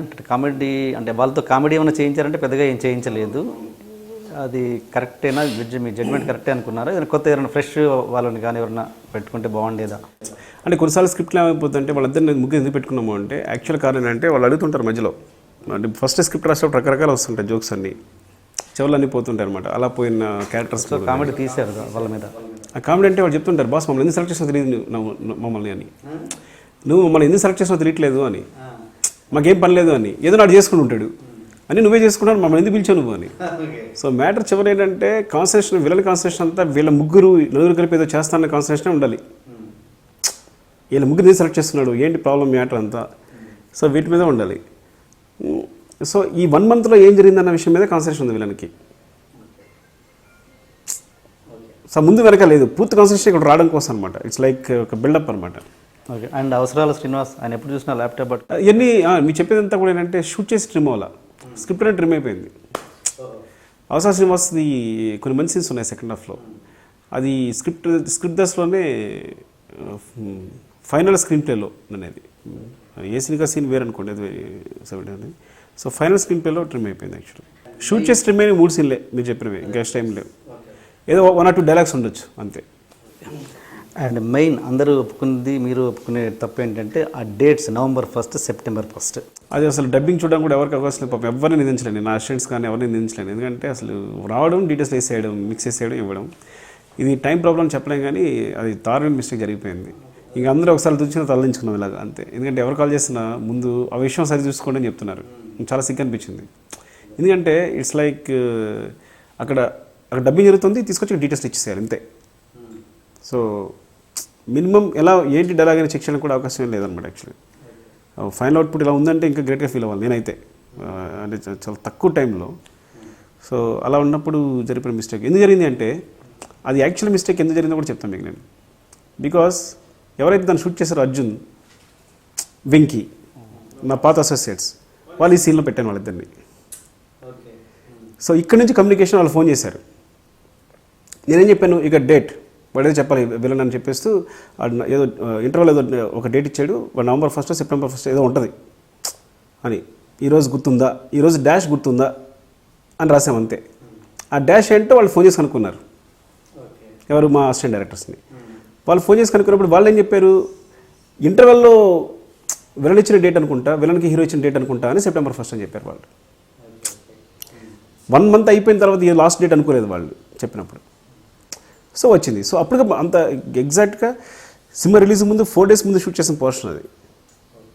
అదే డబ్బింగ్లో కూడా సేమ్ వెళ్ళిపోయింది. అలా జరిగింది వాళ్ళ మిస్టేక్. అంటే ఈ సినిమా ప్రాసెస్ అన్నది యాక్చువల్గా ఎప్పటి నుంచి మన స్క్రిప్ట్ దశ నుండి డబ్బింగ్ దశ వరకు ఆల్మోస్ట్ కొన్ని 100 మంది వరకునే చూస్తారు రకరకాల స్టేజెస్లో. షూటింగ్ దశలో, ఎడిటింగ్ దగ్గర, ప్రీవ్యూ షోలో ఇంతమంది చూశాక కూడా ఆ డేట్ అనే మిస్టేక్ ఎక్కడ జరిగింది అసలు, ఎవరి పొరపాటు అది? మా ముగ్గురుగానండి తప్పు. ఎందుకంటే లాస్ట్ మినిట్లో ఒక మూవీ రిలీజ్కి చాలా దగ్గర టైం ఉందనగా మాకు ఈ ప్రీ క్లైమాక్స్ సీక్వెన్స్ ఏదైతే ఉందో, ఈ జయపతి బాబు గారు మన ఎన్టీఆర్తో ప్లే చేసే గేమ్ ఏదైతే ఉందో అది లాస్ట్ మినిట్లో షూట్ చేశాను. Last minute in the sense 1 week back shooting, రిలీజ్కి ఇంకా 1 week బ్యాక్ వరకు షూట్ చేశాం. సో అప్పటికే మేము సినిమాకి సంబంధించి కంప్లీట్ పోస్ట్ ప్రొడక్షన్ వర్క్లో డే అండ్ నైట్ వర్క్ చేస్తాం. మాకు జూలై 6th షూటింగ్ స్టార్ట్ అయితే జనవరి 6th 7th వరకు కూడా ఒక లాస్ట్ వర్కింగ్ డే అయింది. అంటే ఎగ్జాక్ట్లీ 6 monthsలో సినిమా కంప్లీట్ అయింది. ఇంకా లాస్ట్ మినిట్లో జనవరి 13th రిలీజ్ అనగా రిలీజ్ అని చెప్పేసరికి ఇంకా డే అండ్ నైట్ వర్క్ చేస్తాం. మేము అందరం కూడా, ఆ డైరెక్టర్ గారు, మా టీం అంతా కూడా కంటిన్యూస్గా 92 hours పడుకోలేదండి. ఒక క్షణం కూడా ఇలా రెప్పగా వాల్చలేదన్నమాట. అంత వర్క్ చేసాం. అంత వర్క్ చేసినప్పటికీ కూడా ఈ పెద్ద మిస్టేక్ చేసేసాం అనమాట. అందుకోసం ఏంటంటే డబ్బింగ్లో ఉన్నాం, నేను డబ్బింగ్ ఇన్ఛార్జ్, డబ్బింగ్లో ఉన్నాను. ఈ ప్రీ క్లైమాక్స్ సీక్వెన్స్ అనేది మాకు లాస్ట్ మినిట్లో వచ్చింది. వస్తే మొత్తం రాజీవ్ కనకాల గారు, అవసరాలు శ్రీనివాస్ గారు, ఇంకా ఫారిన్ క్రౌడ్ ఉన్నారు, వాళ్ళు హీరో గారు, జయపతి బాబు గారు, వీళ్ళందరూ వచ్చి వెయిట్ చేస్తున్నారు. అందరూ షూటింగ్కి వచ్చినట్టు వచ్చారన్నమాట మా డబ్బింగ్ స్టూడియో శబ్దాలకి. వచ్చి అందరూ వెయిట్ చేస్తున్నారు, ఎప్పుడు వస్తుంది, ఇంట్లో వస్తుందంటే మధ్యాహ్నం నుంచి వెయిట్ చేస్తున్నారు. వాళ్ళు కూడా అంత పెద్ద స్టార్ట్స్ అయింది కూడా వాళ్ళు కూడా వచ్చి వెయిట్ చేశారు. ఇంకా ఒక పక్క నుంచి మేము డబ్బింగ్ మిగతామని చేస్తూనే ఉన్నాం. ఇంకా లాస్ట్ మినిట్లో వచ్చింది. ఇంకా అప్పటికప్పుడు 2 థియేటర్స్ ఉంటాయి డబ్బింగ్ థియేటర్స్. ఒక థియేటర్లో నేను చెప్పిస్తున్నాను, ఒక థియేటర్లో మా కొలీగ్ ఇంకొక అబ్బాయి మాకు ఈ సినిమాకి తను వర్క్ చేయలేదు. మాకు అప్పటికప్పుడు అంటే మ్యాన్ పవర్ సరిపోక వాళ్ళు తను తీసుకొని వచ్చాము. తను తీసుకొని వస్తే తను మీ ఇద్దరు, నేను ఒక స్టూడియోలో కూర్చున్నాను, తను ఒక స్టూడియోలో కూర్చున్నాను, పక్కనే. నేను హీరో గారితో రాజీవ్ కనకాల గారు వాళ్ళతో చెప్పిస్తున్నాను, మిగతా వాళ్ళతో తనేమో జగద్బాబు గారితో చెప్పిస్తాను అన్నమాట. అక్కడ నేను మొత్తం స్క్రిప్ట్ అంతా ఫాలో అయింది నేను అనమాట. తను పొరపాటుని నా సెప్టెంబర్ 1 అని చెప్పేసి తను చెప్పించాడు.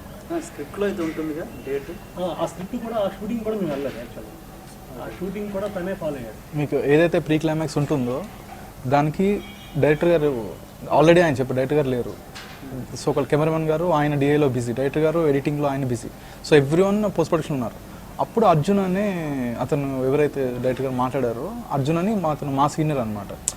అతను వచ్చి ఆ ప్రీ క్లైమాక్స్ ఎపిసోడ్ని వేరే డైరెక్టర్ గారు వీళ్ళందరూ కూర్చొని మేము అందరం ప్రిపేర్ చేసిన దాన్ని అతను షూట్ చేశారు. అక్కడ మారింది ఏంటంటే, సో ఎవరైతే మేము ఈ అర్జున్ అని ఇంకొక పర్సన్, వెంకీ అని ఇంకో పర్సన్ ఉన్నారో, సో వాళ్ళకి ఇచ్చినప్పుడు వాళ్ళు మళ్ళీ లొకేషన్లో దాన్ని పేరు చేసే ప్రాసెస్లో అక్కడ మిస్టేక్ జరిగింది. సో అది కంటిన్యూ అయిపోయింది అనమాట. సో మా దగ్గర ఉన్న దాంట్లో November 1 అక్కడ స్క్రిప్ట్ ప్రీ క్లైమాక్స్ ఎపిసోడ్ జరుగుతున్నప్పుడు అది కూడా జగత్ బాబు గారు క్లోజ్ లాస్ట్ డే చేశారు, వెరీ లాస్ట్ డే. సో అది డబ్బింగ్కి వెళ్ళింది అనమాట. ఈ పర్సన్ అక్కడ డబ్బింగ్కి వెళ్ళి చెప్పించినప్పుడు అతను September 1 అని చెప్పించేశాడు. సో మేము తిరిగి చూసుకోవడానికి ఇంకా లేదు ఇంకా అప్పుడు యాక్చువల్గా ఇది ఏంటంటే అండి, ఆడియన్స్ గుర్తించిన తర్వాత మేము గుర్తించలేదు. అది ఆడియన్స్ గుర్తించిన తర్వాత మేము గుర్తించలేదండి, మేము ముందే గుర్తించాం. 1 day before early morning editing రూమ్లో చూసుకుంటే మిస్టేక్ కొడుతుంటే కాల్ చేసి మేము అందరూ చెక్ చేసుకున్నాం. ఏంటంటే సార్కి తెలిస్తే బాధపడతారా, దీన్ని ఎలాగైనా రెక్టిఫై చేయాలి. కానీ ఎలా చేసినా సరే వర్కౌట్ కాదు. 1 day బిఫోర్ దాన్ని గుర్తించి ఆ ప్రాబ్లమ్ని మనం సాల్వ్ చేద్దారని ట్రై చేసినా సరే అవ్వలేదు. తర్వాత ఇంకా ఆడియన్లోకి వెళ్ళిన తర్వాత మిస్టేక్ తెలిసిన తర్వాత సుకుమార్ గారి రియాక్షన్ అంటే మీ మీద అసలు ఏమనలేదండి.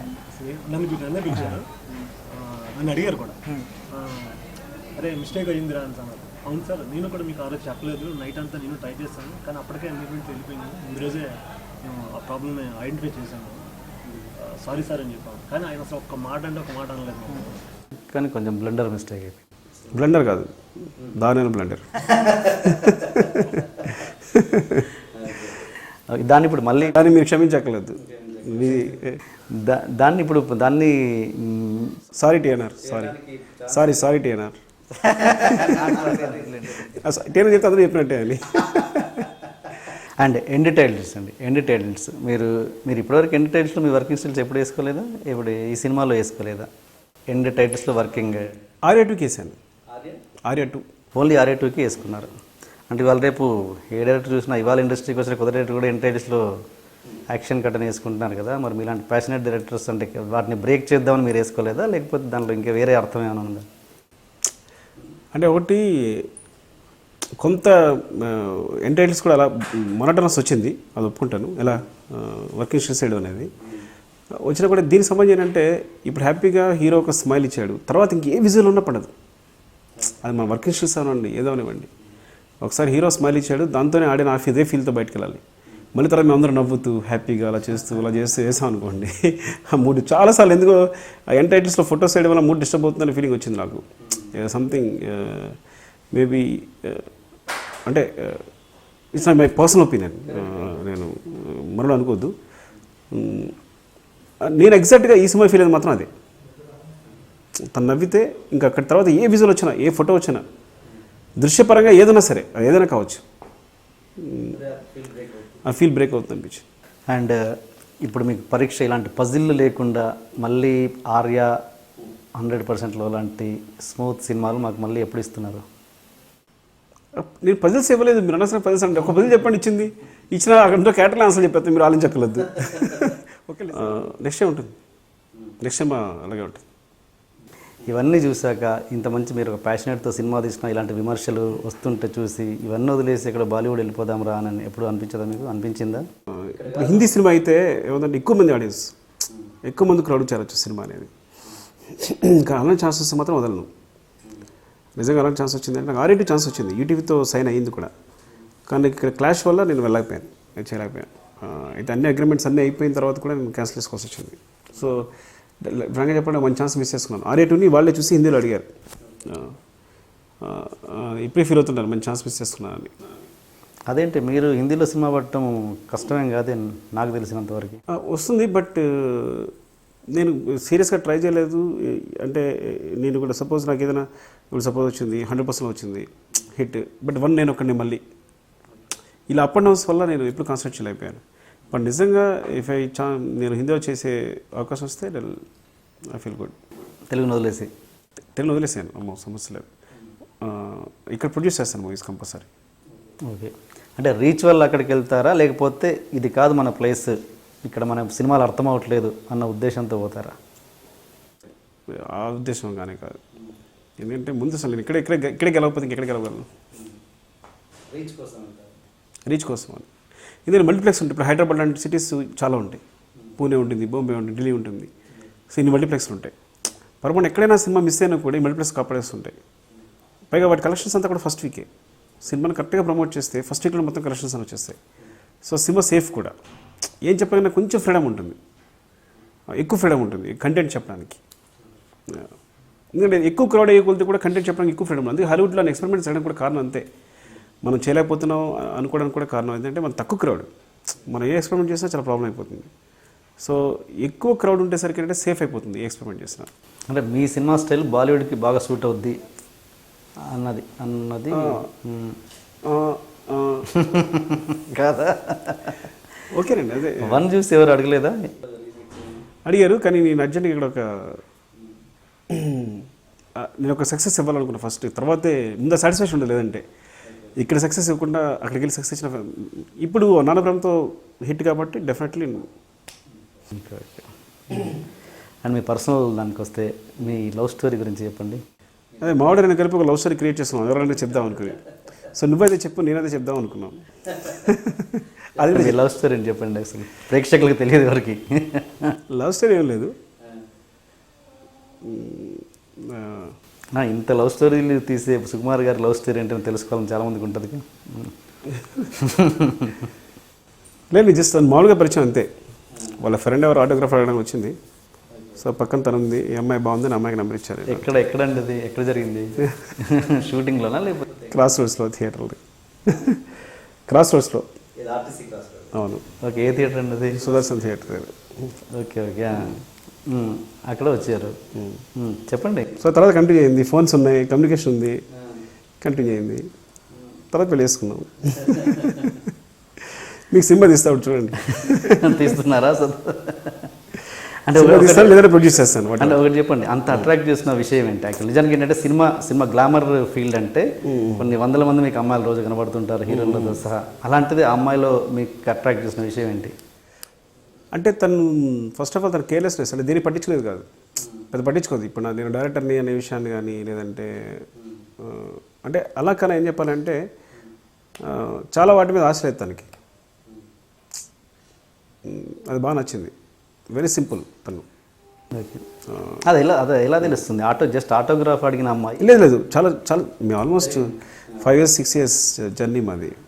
2009లో మ్యారేజ్ చేసుకున్నాం. ఓకే. 2009 2009. ఓకే. మీరు ఎట్లా అంటే మంచి ప్రేమ కూడా మంచి భర్తనా? రెండు కాదు. మంచి తండ్రి అట్లీస్ట్? మంచి తండ్రి కూడా కాదు. మంచి తండ్రి కూడా కాదా? నేను టైం స్పెండ్ చేయట్లేదు నేను పిల్లలతో. ఓకే. మంచి తండ్రి కూడా కాదు. సో మంచి దర్శకుడు. నాకు నేను కాదు, మీరు చెప్తే ఓకే. ఇది గుర్తుపెట్టుకో, తర్వాత మాట్లాడదాం. ఇదేంటి నాకు తెలిసి ఇంత మంచి డైలాగ్ మేనరిజం ఈ మధ్య కాలంలో నాకైతే గుర్తులేదు. అది ఎలా పుట్టింది అసలు? నేను మాట్లాడుతూ ఇది గుర్తుపెట్టుకున్న తర్వాత మాట్లాడదాం అంటాం. సాధారణ డిస్కషన్ అంటే సడన్గా ఏదో టాపిక్ వస్తుంది, అరే ఇది గుర్తుపెట్టుకుంటే తర్వాత మాట్లాడదాం అని చెప్పి వెళ్ళిపోతుంటాను. సో అది నా మేనరిజం కూడా నాకు తెలియదు యాక్చువల్గా. సో నేను ఎక్కువసార్లు అంటుంటాను అదే విషయాన్ని. సో నా అసిస్టెంట్స్ పట్టేశారు దాన్ని. సార్ దే రోట్ ఇట్ అనమాట యాక్చువల్లీ. నా మేనేజర్ నాకే రాసి చూపించారు వాళ్ళు. తను హీరోయిన్ రకుల్ ఏదో షూటింగ్ టైంలో ఏదో కార్ డ్రైవ్ చేసుకుంటూ షూటింగ్లో అలా వెళ్ళిపోయి మిస్ అయిపోయిందంట ఇక్కడ. అదేంటి అది ఇన్సిడెంట్ చెప్పండి. తను యాక్చువల్గా మీకు తెలుసు కదా, సీక్వెన్స్లో అమ్మాయి ఇటు వెళ్తుంది, రోడ్డు మీద వెళ్తుంది, ఏదో స్కూల్ పిల్లలు వస్తారు, మరి రైట్ తీసుకుంటుంది, ఇంకో లెఫ్ట్ తీసుకుంటుంది. ఆ సీక్వెన్స్ షూట్ చేస్తున్నాడు యాక్చువల్గా. అలా షూట్ చేసేటప్పుడు తను అక్కడ రైట్ తీసుకోవాలి, అలా ఏదో ఉంది. సో ఫ్రంట్ కెమెరా ఫిక్స్ చేసాం. తను డ్రైవ్ చేయడం కూడా కెమెరా ఉంది కాబట్టి కనిపించేది సరిగా. అక్కడ మళ్ళీ తను కెమెరా అంతే. సో వాకిలో మేము టచ్లో ఉన్నాం. తను మూవ్ అయింది, రైట్ తీసుకుంది, మిస్ అయ్యి తర్వాత కనిపించలా. తర్వాత వాకి కూడా మిస్ అయ్యి దొరకలేదు. మొత్తం అందరం కనబడి పడిపోయాం. కెమెరా మాత్రం రన్ అవుతూనే ఉంది. అమ్మాయి తిరిగి అమ్మాయి ఫ్రెష్ అయిపోవడం, అటు ఇటు చూడడం, కేకలు వేయడం, ఇవన్నీ మొత్తం రికార్డ్ అయిపోయాయి అందులో. సో బాగా స్కేర్ అయిపోయింది యాక్చువల్గా ఫ్రాంక్గా చెప్పాలంటే. తర్వాత మళ్ళీ వాకీ కనెక్షన్ వచ్చింది, దొరికింది. అంటే అమ్మాయిలా ఇదే కదా వచ్చేస్తాం లెఫ్ట్ అనుకుంది, ఇదే కదా వచ్చేస్తాం రైట్ అనుకుంది. అలా తిరిగి మొత్తం ఎక్కడికి వెళ్ళిపోయింది అమ్మాయి. సో చాలా దూరం వెళ్ళిపోయింది. సో మొత్తమే మళ్ళీ అమ్మాయి దగ్గర ఫోన్ కూడా లేదు, అసిస్టెంట్కి ఇచ్చేస్తుంది ఫోన్ కూడా అక్కర్లేదు అని. సో తన దగ్గర ఏమీ లేదు కమ్యూనికేట్ చేయడానికి. But at last we found her. అదంతా రికార్డ్ అయ్యింది. మీకు కాల్ ఆ ఫుటేజ్ కూడా ఇప్పిస్తాను, మా వాళ్ళు చెప్తాను చేయండి. ఇప్పిస్తాను డెఫినెట్గా. అంటే రకుల్ తన డబ్బింగ్ పర్ఫెక్ట్ బాగా చెప్పింది, తెలుగులో చెప్పిందండి, చాలా బాగా చెప్పింది. తెలుగు బాగా వస్తుంది, ఎక్కువగా చిన్న స్లాంగ్ ఉన్నా కూడా అది యూకే యూజ్ అవుతుంది, హెల్ప్ అవుతుందని చెప్పి నేనే తను చెప్పాను. అవును, వేరే ఆర్టిస్ట్ డబ్బింగ్ చెప్పింది కూడా చూపించారు నాకు. లేదు అమ్మాయి చాలా అంటే బేస్లో ఆ వాయిస్లో ఏదో ఒక స్వీట్నెస్ అనిపించింది నాకు. అంతే, ఆ చిన్న బరువు ఉంటుంది, వెయిట్ ఉంటుంది. దాన్ని డేవిడ్ టింబర్ అన్నాడు యాక్చువల్గా. ఆ temper of the voice is very good అన్నాడు సంథింగ్. ఆ టెక్నికల్ వర్డ్ అప్పుడే తెలిసింది నాకు. సో అండ్ చాలామందికి వచ్చిన డౌట్ ఇంకోటి ఏంటంటే ఈ హీరోయిన్ మధుబాల జైల్లో ఉంటుంది, కలవడానికి వెళ్తుంది, అంతవరకు కలిసి ఏడుస్తారు, అయిపోయింది. తర్వాత ఆవిడని ఎవరు పట్టించుకోరేంటి? ఇంకా హీరో పట్టించుకోరు, హీరోయిన్ పట్టించుకోరు, ఎంతసేపు వీళ్ళ గోళీలా? ఆ స్పేస్ దొరకలేదు. కొన్ని అమ్మాయి ఆవిడ కోసం సెపరేట్గా షార్ట్స్ కూడా తీసుంచాం. మీరు క్లైమాక్స్లో ఫాదర్ పోయినప్పుడు అది షార్ట్ చూడండి. సో ఒక ఎంటీ షాట్ ఉంటుంది, మీరు చూస్తే కనుక ఎలా అంటే ఒక ప్లేస్ ఖాళీగా ఉంటుంది ఆ కూర్చున్న దగ్గర. సో ఆవిడతో తర్వాత తీద్దామని, ఆవిడ యూకే రాలేదు కాబట్టి స్పెయిన్ వచ్చింది ఆవిడ.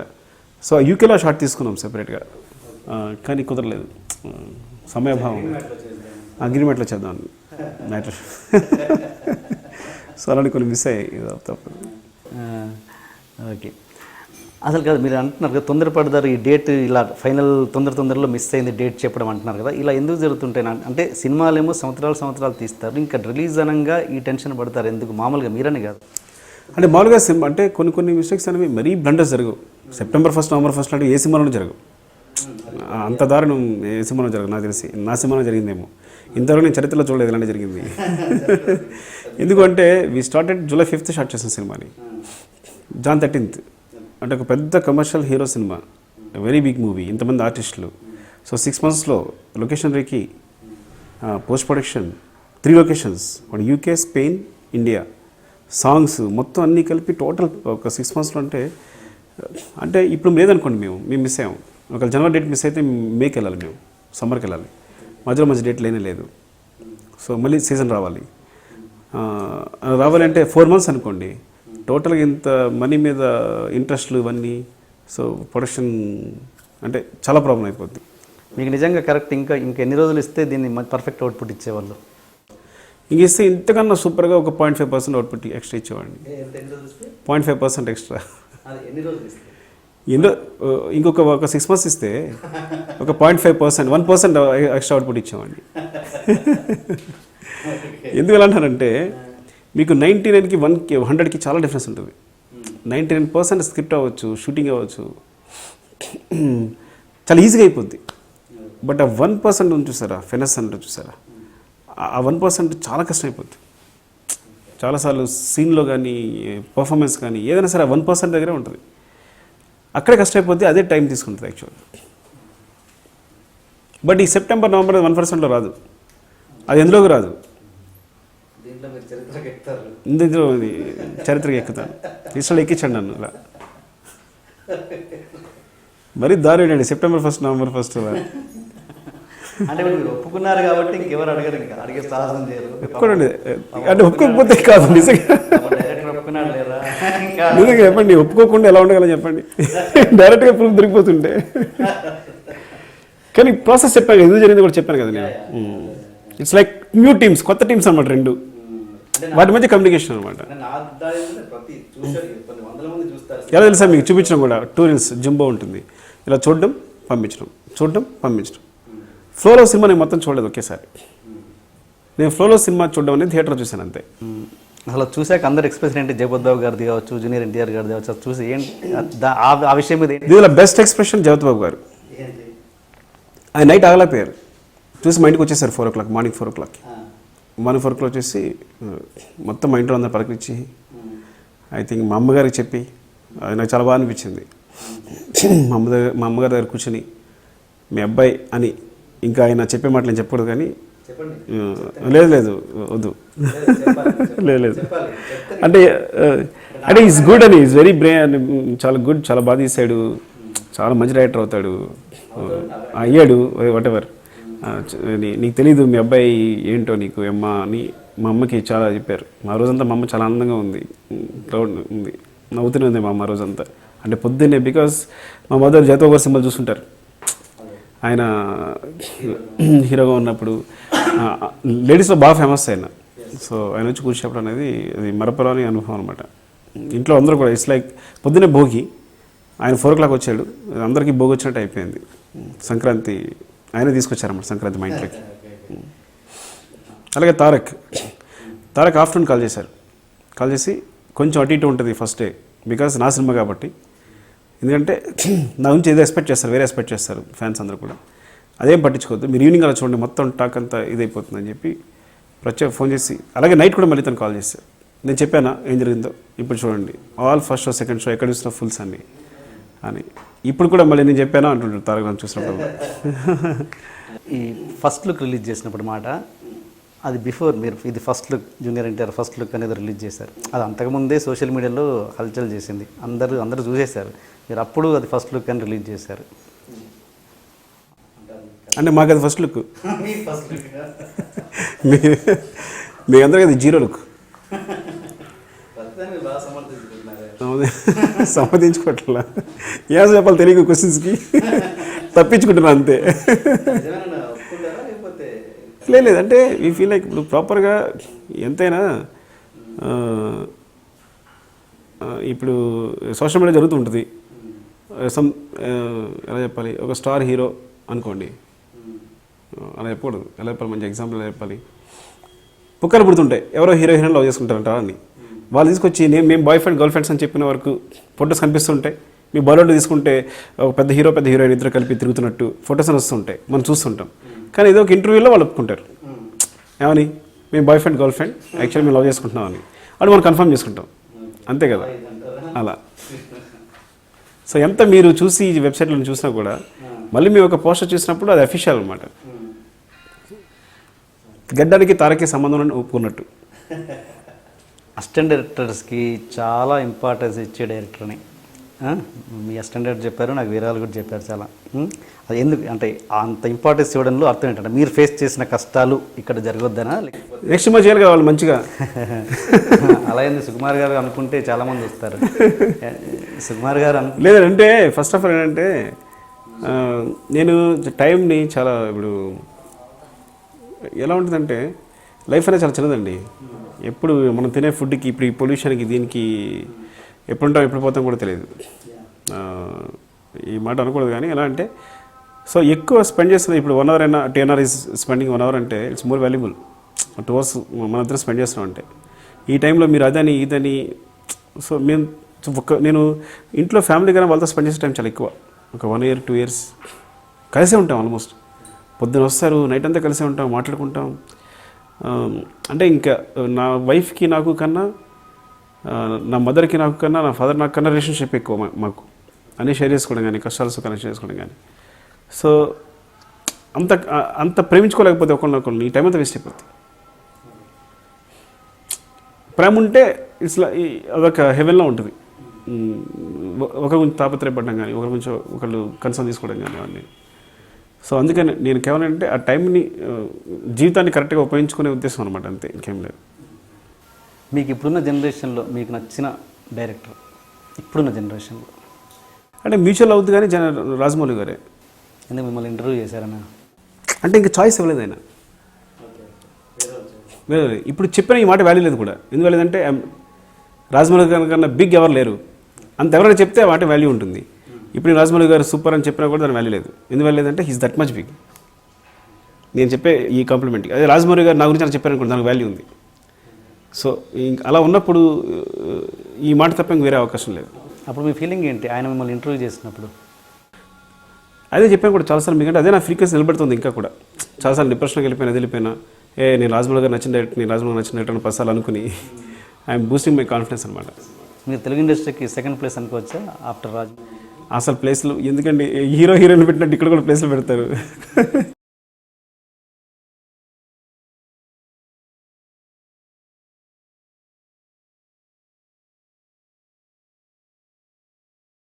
ఇక లాస్ట్ పోయిటరీ ఒకటి చెప్పేసి దాన్ని ముగిద్దాం.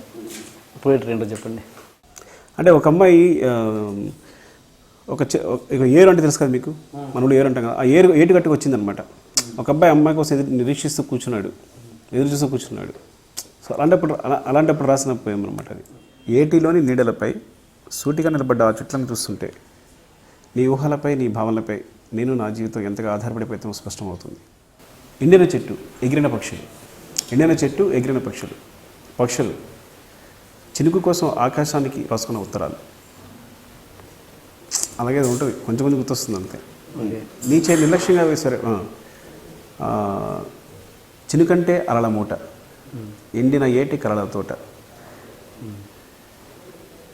చినుకు చినుకులోనూ ఏరు ఉలికిలికి పడుతోంది. అంటే వర్షం కురుస్తుంది అనమాట. చినుకు చినుకులోనూ ఏరు ఉలుకులికి పడుతోంది. బుడగగూటి పడవల్లో చినుకు కన్నెల పైన, బుడగగూటి పడవల్లో చినుకు కన్నెల పైన, నీచే నిర్లక్ష్యంగా విసిరేయబడ్డ రాయి. ఈ మధ్యలో వచ్చేసింది సడన్గా. ఏరు చినుకుల పూలు చల్లి అలల మాలలు వేసి తనలోకి స్వాగతిస్తుంది. ఓకే. ఏటి ఒడ్డున నీవు, ఏటిలో నీ ప్రతిబింబం. పోయిట్ రాసేప్పుడు అంటే ఏటి ఒడ్డున నీవు, ఏటిలో నీ రూపం. ఇమేజ్ ఉంటుంది కదా, నీడ. రెండు అద్భుత ప్రపంచాల మధ్య ఏరు. అంటే ఏటి ఒడ్డున నిలబడ్డా నువ్వు, లోపల నీ రూపం కనిపిస్తుంది. ఇదొక ప్రపంచం, కింద నీ రూపం ఒక ప్రపంచం, మధ్యలో ఏరు ఉంది అని. ఏటి ఒడ్డున నీవు, ఏటిలో నీ రూపం, రెండు అద్భుత ప్రపంచాల మధ్య ఏరు. అమ్మాయి నవ్వింది అనమాట. ఒక తీయటి మల్లెలాంటి భావన రాలిపడి నువ్వు నవ్వితే, అమ్మాయి నవ్వింది. ఆ విషయం ఎలా చెప్తున్నావు అంటే, నువ్వు నవ్వావు. ఒక తీయటి మల్లెలాంటి భావన రాలిపడి ఏటిలోని నీ బింబానికి చేరింది. అక్కడ కాలం తన ఉనికిని కోల్పోయింది. అంటే అక్కడ అయిపోయాను అంటే అమ్మాయి ఏటువంటి నిలబడి ఉంది, ఏటిలో ఏమో అమ్మాయి రూపం ఉంది. ఈ అమ్మాయి నవ్వితే అక్కడ ఇమేజ్ కూడా నవ్వుద్ది కదా. అక్కడ కాలం సమస్యగా నవ్విన వెంటనే నవ్వుతుంది కదా. కానీ కాలం తన ఉనికిని కోల్పోయిందంటే కాలం సమస్య లేదు అక్కడ అంతే. అది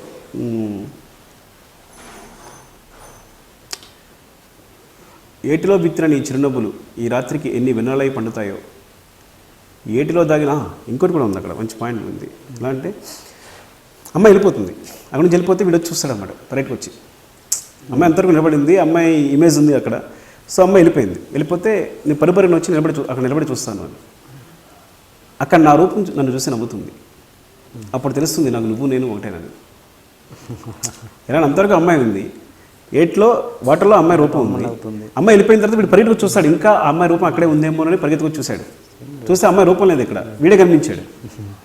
అప్పుడు తెలుస్తుంది నువ్వు నేను ఒకటేనని. అంటే నీ రూపంలో నా రూపం ఉందంటే రెండు ఒకటే కదా అని. Very good. ఒకటేనని ఇలా ఏదో ఉంటుంది.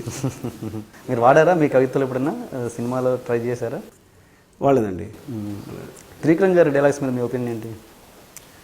I think my favourite dialogue writer is Trivikram. చెప్పాను ఆల్రెడీ, ఒక ఇంటర్వ్యూలో ఈ చెప్పాను. సినిమా కాంబినేషన్లో ఏదైనా ఆయన డైలాగ్స్ కోరుకుంటే ఒక producer, it's my dream, డీఫర్ dream. నేను చూసి నాన్నకు ప్రేమతో చూసినప్పుడు ఆయన డైలాగ్స్ ఈ సినిమాకు ఉంటే బాగుండేమో అని నాకు అనిపించింది. That డీఫర్ dream. అది జరిగితే అంతకన్నా అద్భుతం ఉండదు. Good and anyway thank you sir. మీరు థ్యాంక్ యూ ట్యానర్ గారు, థ్యాంక్ యూ. ఫస్ట్ టైం మిమ్మల్ని చూసాను, ఆనందంగా ఉంది. టీఎన్ఆర్ నాకు వెనకాల బ్యాక్గ్రౌండ్ మ్యూజిక్ కనిపిస్తుంది కానీ మీ ఫేస్ కనిపించలేదు.